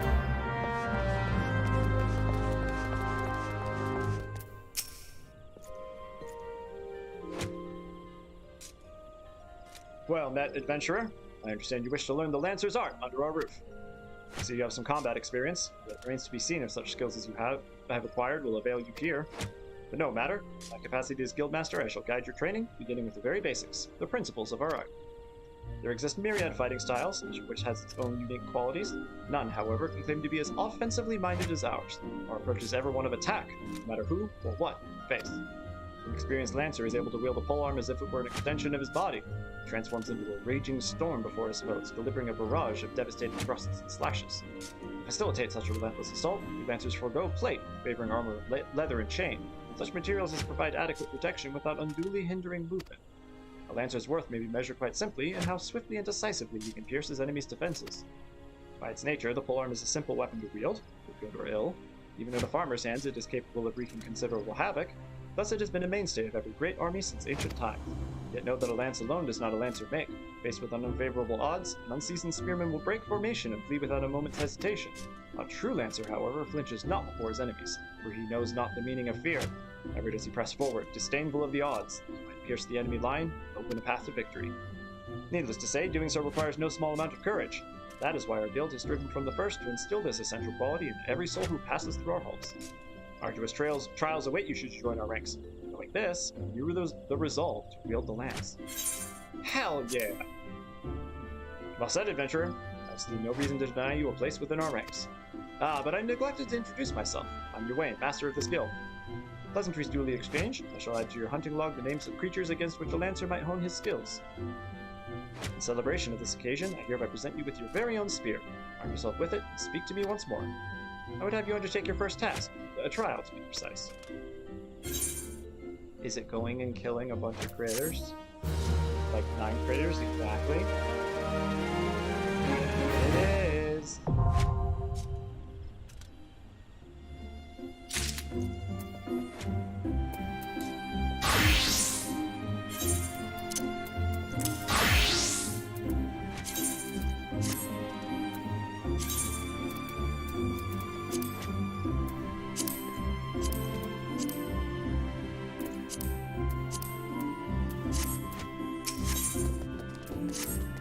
You're able to discern one end of the spear from the other. Good.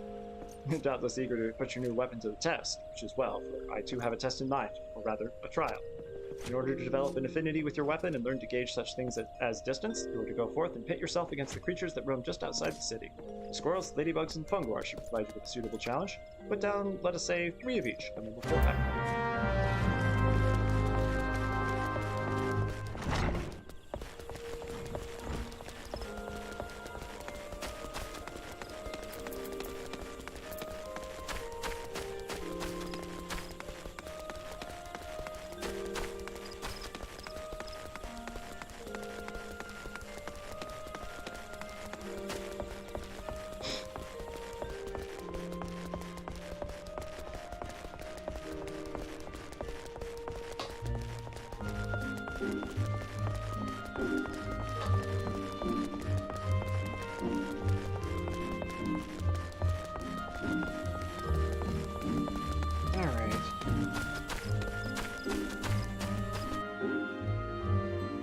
This, 2 cities will be down.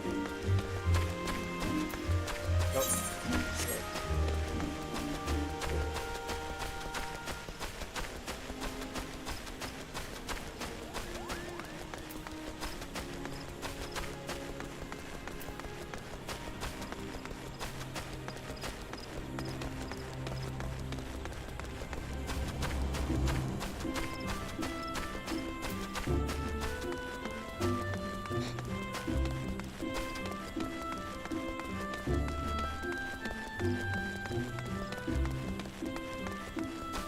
Away we go!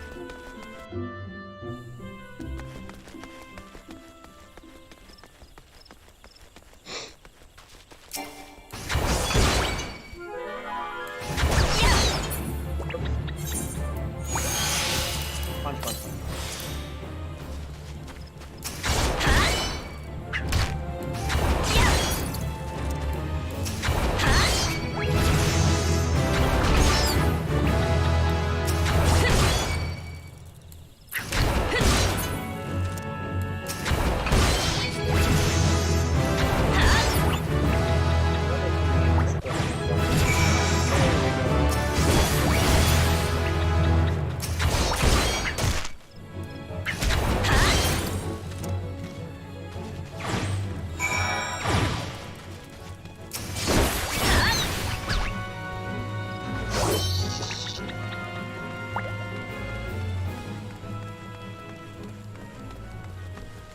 I realize I need to be heading down this way anyway for the fungoars.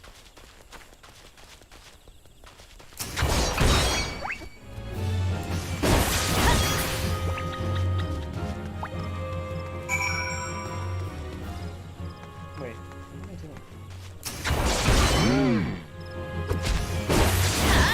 Oh, I was looking for specific ones.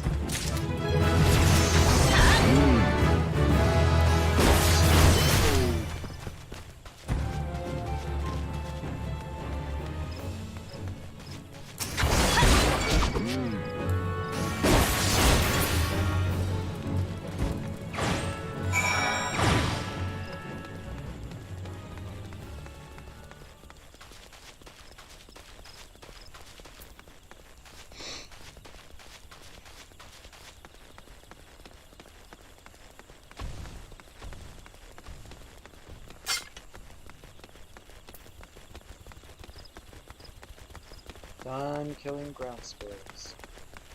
There are ladybugs and phantoms too, though, so. done killing fungolars for now. And granted, I'm going to kill squirrels later as well, but...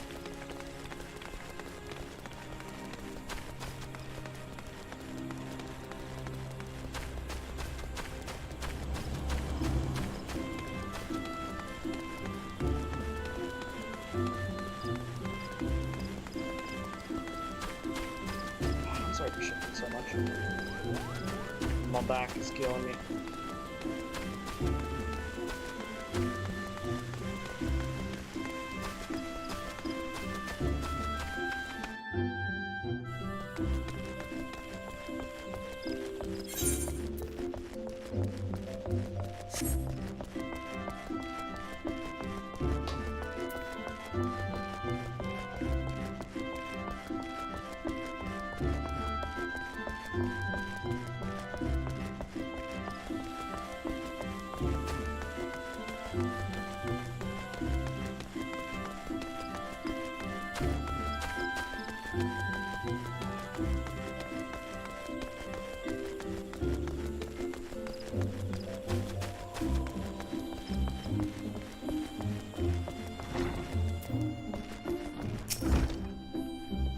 Squirrels are dealt with then. Very good. Pleased to see you have proven yourself useful. What's that? You wonder what happens to adventurers who fail to complete such trifling tasks? Why, such sluggards soon find there is no place for them within the city. Where do they end up after leaving Gridania? Well, we shall hear the truth of that before long.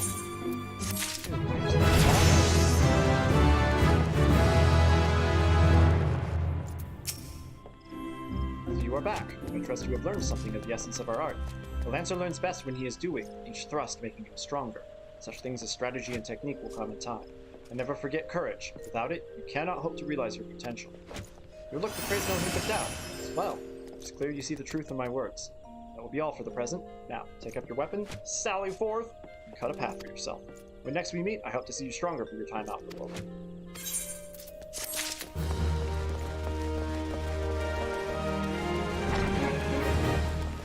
Alright, done with Gridania.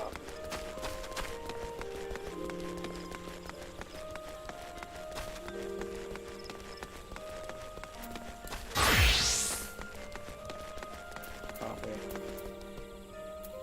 Oh, yeah, the Lancer out.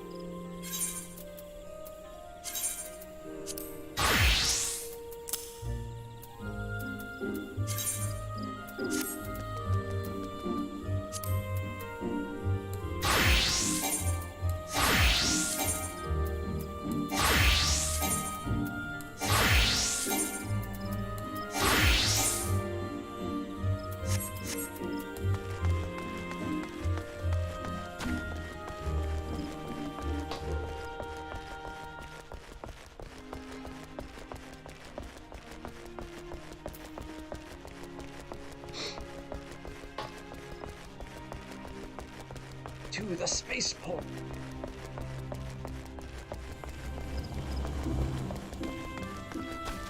Keep making references to fairly obscure things.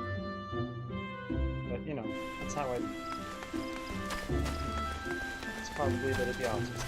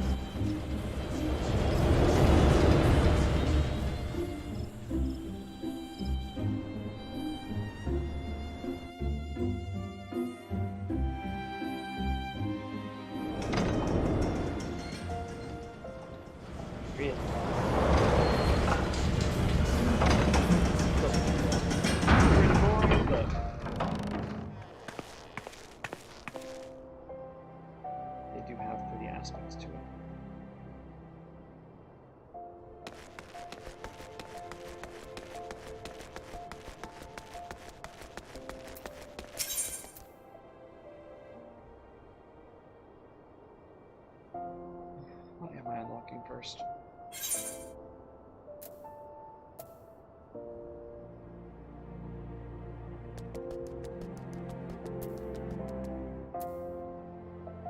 Pugilist. Thaumaturge. Is that it? No. Gladiator.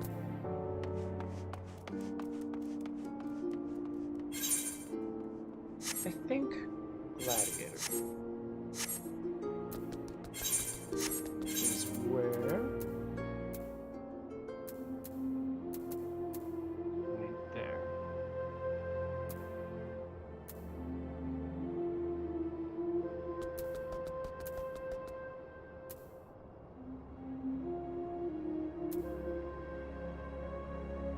Alright, straight down to the exchange and then pop inside.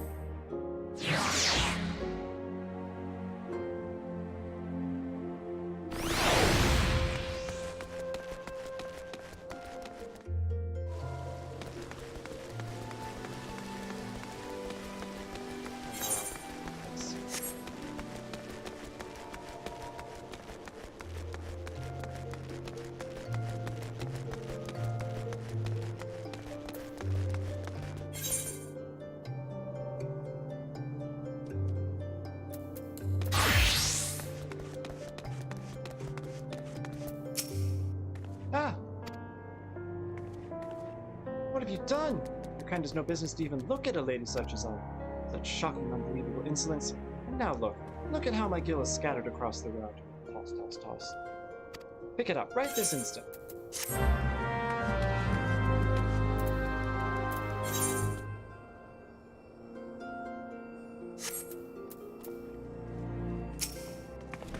What a lady.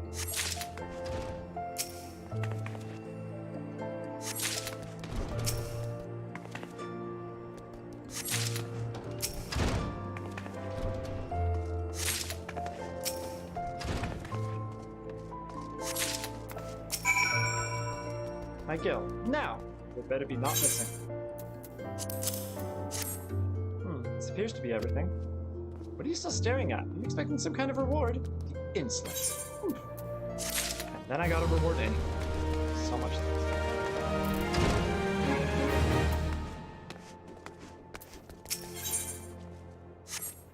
Star, no, cyclist. Well, no. No. Welcome to the Gladiators Guild adventure. Here our members train tirelessly with sword and shield so that their names might one day be written in legend. Is that a flash of interest in your eyes? If you wish to study swordplay, know that admission to the guild is free of charge. Or someone in Old Dog would mention that. I had marked you as a woman of action. I'm pleased to see that I was not wrong. Now, while you may be familiar with the deadly dance of battle, you're new to us and must begin at the beginning. If you would take your place in these hallowed halls, you must be willing and ready to undergo the most rigorous training. You must endure cuts and bruises beyond counting, and like is not far worse. A daunting prospect I concede, but there's no other way if you mean to take to the blood sands one day. And why wouldn't you? The Colosseum is only the most celebrated place of public entertainment in all of Ul'dah. Where else could a poor man amass a fortune so vast as to one day allow him to claim a seat on the syndicate? There's not an Ul'dah alive who isn't inspired by the rise of the self-made man. And there's no truer embodiment of that dream than the gladiator who wins riches and fame with his sword. Throughout its long and storied history, this guild has nurtured countless champions. Our training methods are second to none, and our members ever strive to develop new techniques. If you desire true glory, to fight and triumph amidst the roar of 10,000 voices, then this is where you belong, adventurer.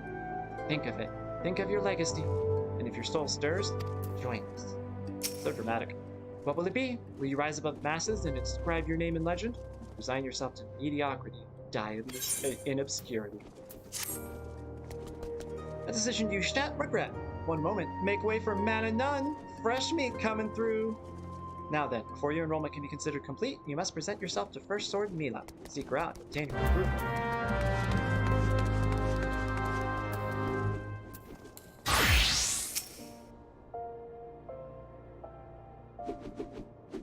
Very cool lady.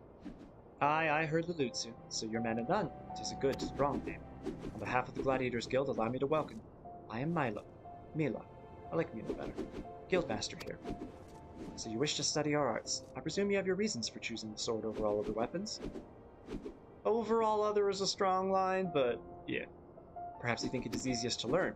The sword is a simple weapon. To wield a blade well is anything but simple. For every Colosseum champion to emerge from our ranks, there have been countless disappointments who failed to achieve greatness. Bear that in mind before you answer me, M'aana, for I do not ask this question lightly. Have you the strength to live by the sword, and, if it be your fate, die by it? Hell yeah! Then welcome, gladiator, to your new home. Take this sword. There are many like it. This one is yours now.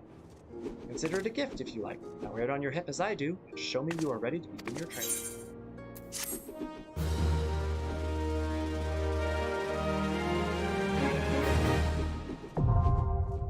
Boom! That's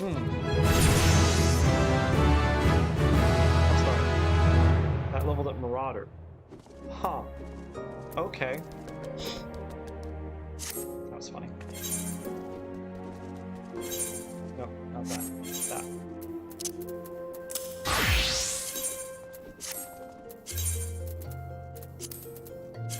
Thank you for asking.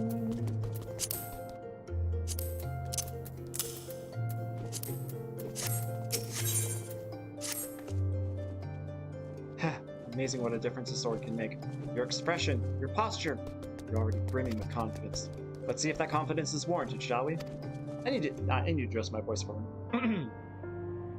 Just outside the gates of Ul'dah, you'll find plenty of marmots, hornets, and shrews. Slay 3 of each and return here when finished. Oh, and use your sword, madam. Gladiator, I aim to train you as one. Now, go. Let's talk to this person first. Zazariku. Have you come to wish me luck? I appreciate the thought, but there's no need to worry. What? You don't know who I am? The next biggest thing that's coming to the Colosseum? Zazariku is my name, and you'll be hearing all about my exploits in the coming days. I even thought of a title for myself, the Garnet Gladiator. Which reminds me, I have yet to collect the circlet I commissioned from the Goldsmiths Guild. You wouldn't mind picking it up from me, would you? I got you, buddy. Goldsmiths Guild is this way. Also, goldsmiths, do you say? Well, now doesn't that sound intriguing?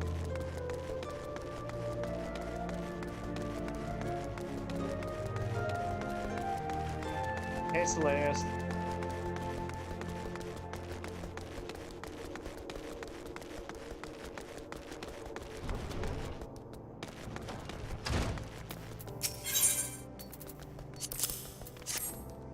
Zazariku's circlet? Just a moment, miss. Oh dear, this is so embarrassing. I'm afraid crafting the circlet to Zazariku's exact specifications has proven somewhat difficult. We ran out of garnets halfway through our work and we're still waiting on the next shipment. I hate to impose, but would you explain the situation to Crooked Haft, the Miners Guild? My records indicate he was supposed to deliver the gemstones yesterday. Mayhap it slipped his mind? The Miners Guild, you say?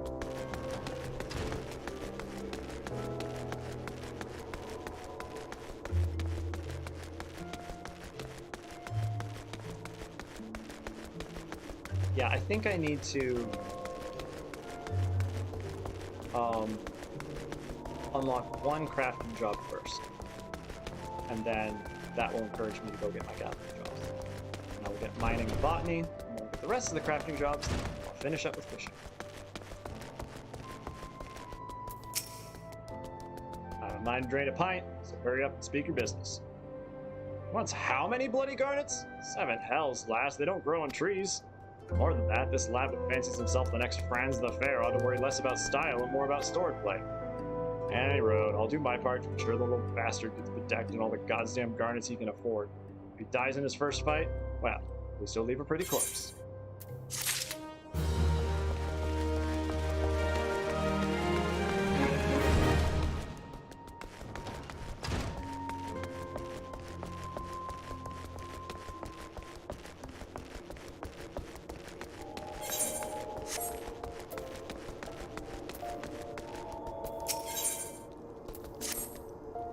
Keeping her.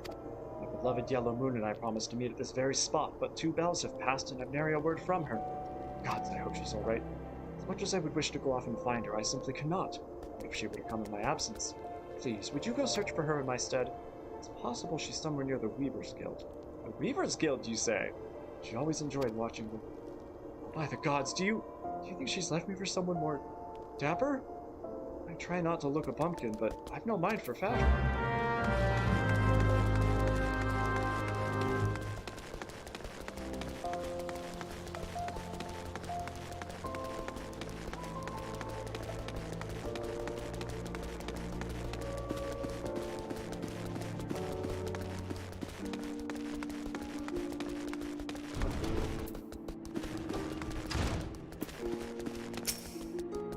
Fair guy, good, just look at me. This hair, this outfit, they don't match at all. I look atrocious. What was I thinking? Oh, I can't let Bitterstone see me like this. Maybe that last tunic was best, after all. Or, no, perhaps the blue? Bittersnow is waiting for me, but I haven't anything to wear. Why laugh?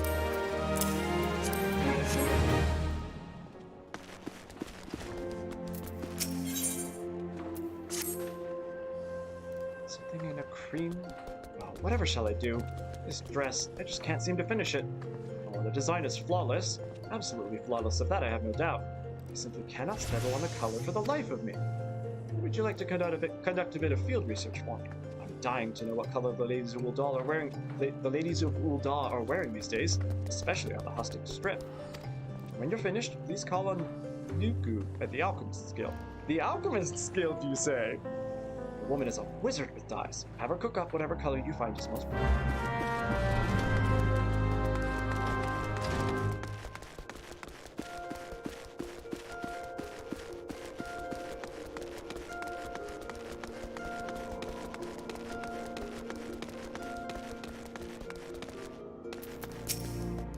The most popular color of late? Well, all colors have their merits, of course. But if pressed, I'd have to say red.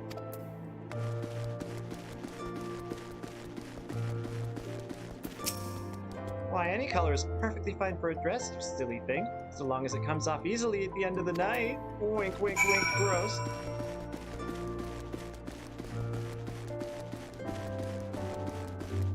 The dome. What color is fashion? Well, I must say, I'm just back from Gridania, and I find there's a certain verve to verdant livery. Big library. Green, you bloody idiot. I know what verdant means.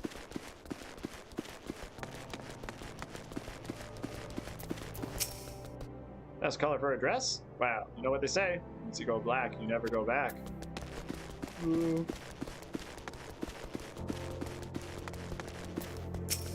Not that I'm complaining about black dresses, they are cool. Yellow. What fairer color than in the name of the fairest maiden? Yellow moon. Oh, yellow moon, how my heart pines for you. There's at least two distinct people there. There's never a shortage of white dresses on our Uldan ladies. Surely it is the most comfortable color to wear under its murderous sun.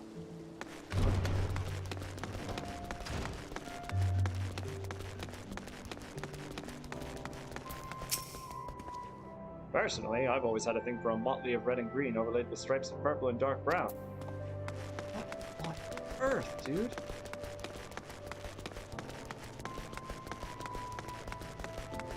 I feel like he was just fucking with my survey. What do you know? We found our way to the office. It's good.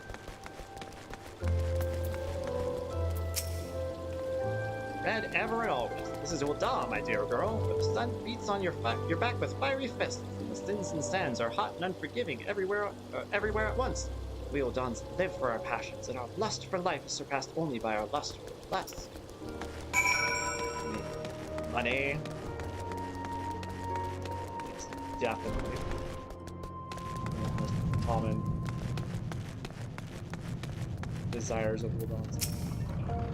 You're on here on behalf of the Weavers Guild, are you not? Yes, Aethelwine said you'd be along. Well, what color is it to be then?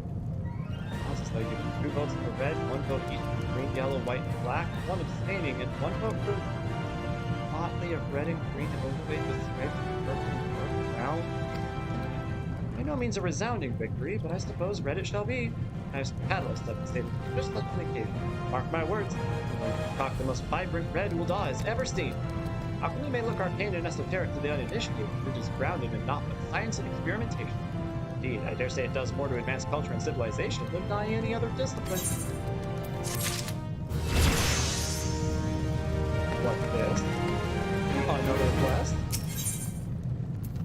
Yeah, I don't think I'm actually unlocking anything tonight. I mean, I unlocked Gratitude. Still haven't done it. Yes, yes, yes! Last, my work is complete. Mark my words, this formula will revolutionize alchemy as we know it. Just a sip of this tonic, the raging fevers will be instantly extinguished. I must let's test it, adventurer. While I procure more, I bid you take this batch to Pearl Lane, to a man named Landerbert. He's trusted by the other refugees.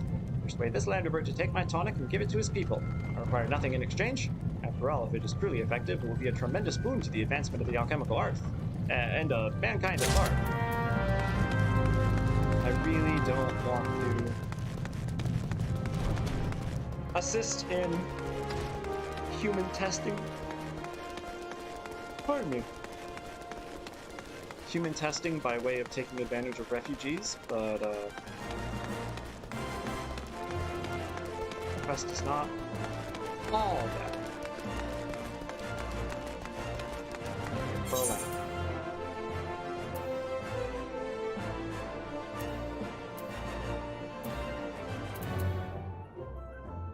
I'll be there.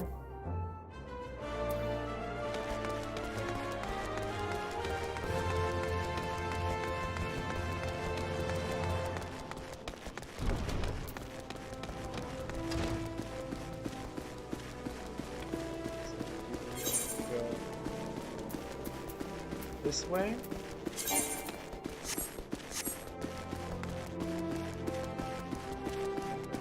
This way.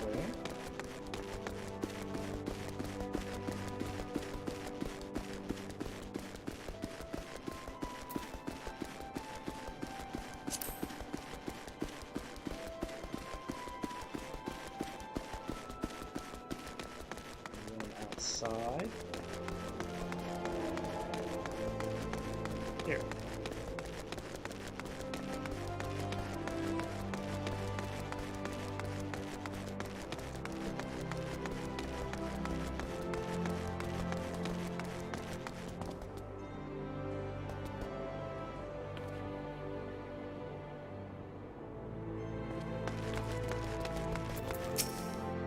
Yeah, medicine for the sick.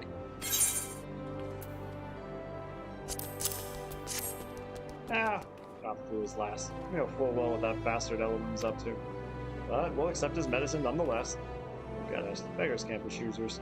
Might be as it's a mere experiment to him, but to us it's a matter of life and death. We've got to choose between this bastard's will and nothing at all. Is really a choice. You come here by choice, if you were still bearing medicine. Kindness shouldn't go unrewarded. This vase is important to us, but I want you to have it. Just some old pottery, I know, but might be valued by collectors of cultural artifacts. There are men who are willing to pay good coin for such objects. If you go to the Sapphire Avenue Exchange, chances are you'll find them.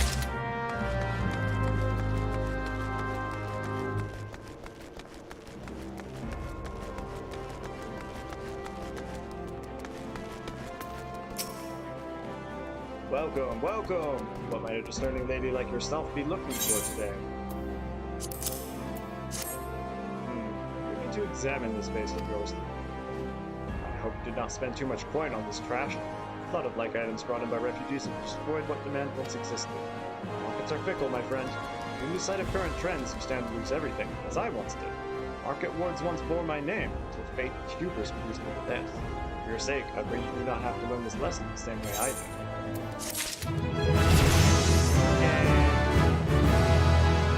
Okay, looks like I can head out.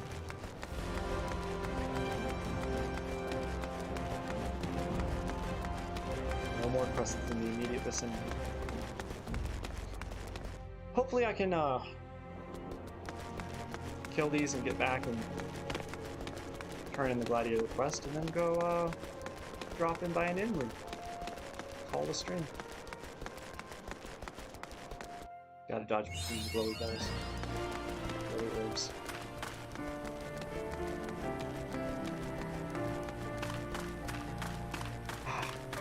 Eyes are pretty.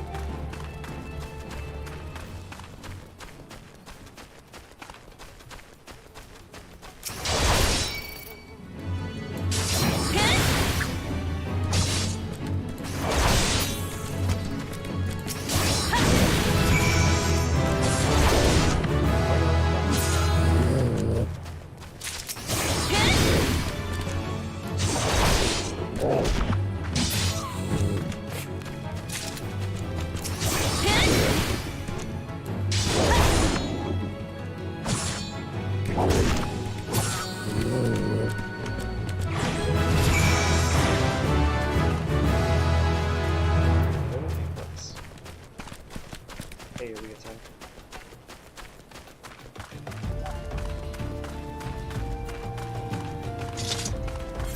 Really? So good.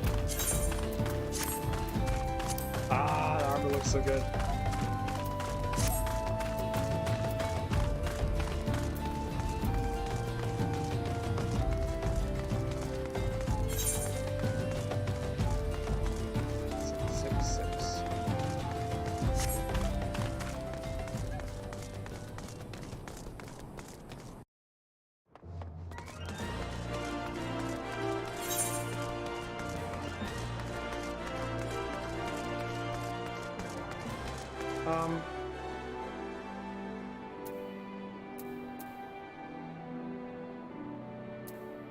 No, not that.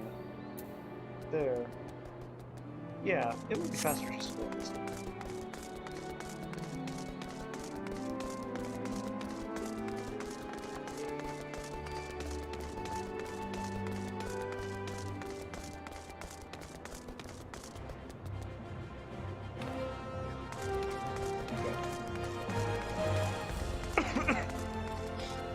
Pardon. Got a bit of hot water down the wrong pipe. There we go.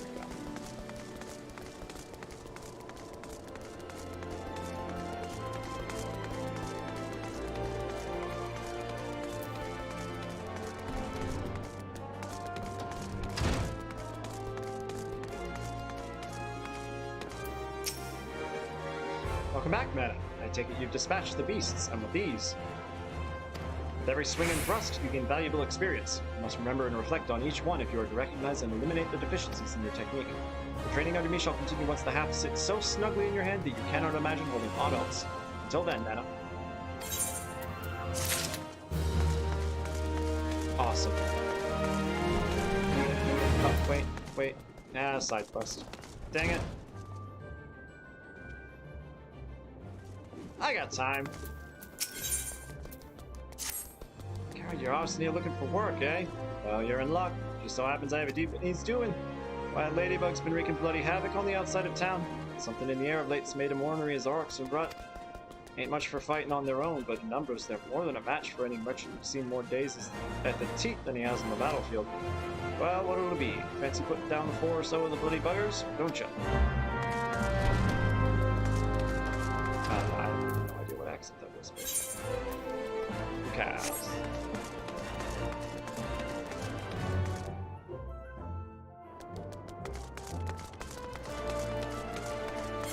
No rest for the weary adventurer if there's someone to help.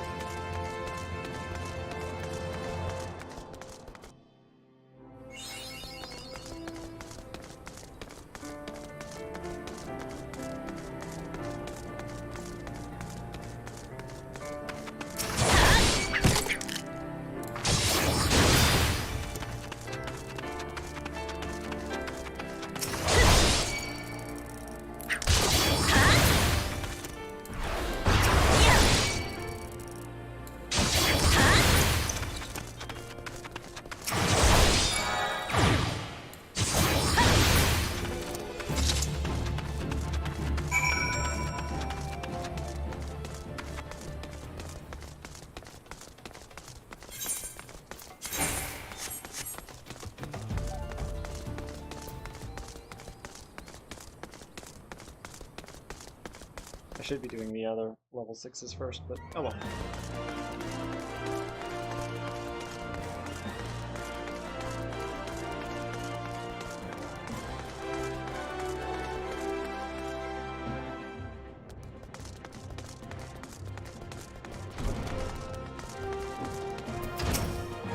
Back in one piece, are you? It's about bloody time. Dude, that was so fast.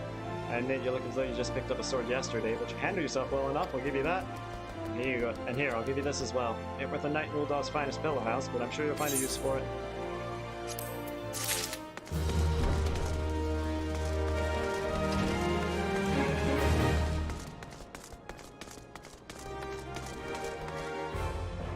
In time. In time. Sleep time! Any luck, there's nothing else in the way.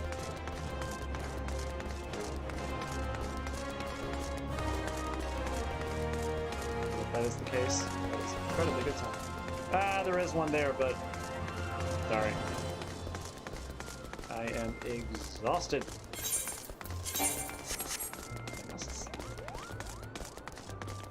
And there's another one.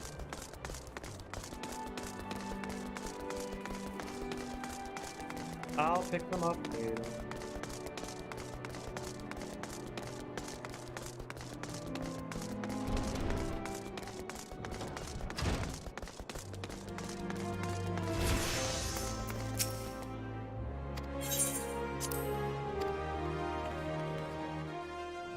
Alright, that was honestly a fantastic stream. Like that was a great time.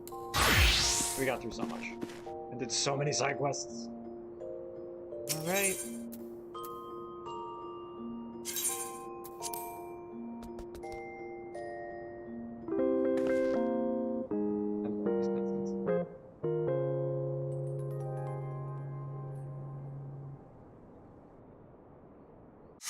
Alright. See you next week. Or on Sunday if you come check out. Hopefully I'll be finishing Trooper Brook, but it's only my second time doing it, and I don't really know how long the game is, so... Ideally I'll be finishing it and starting the game next week. Anyway, bye!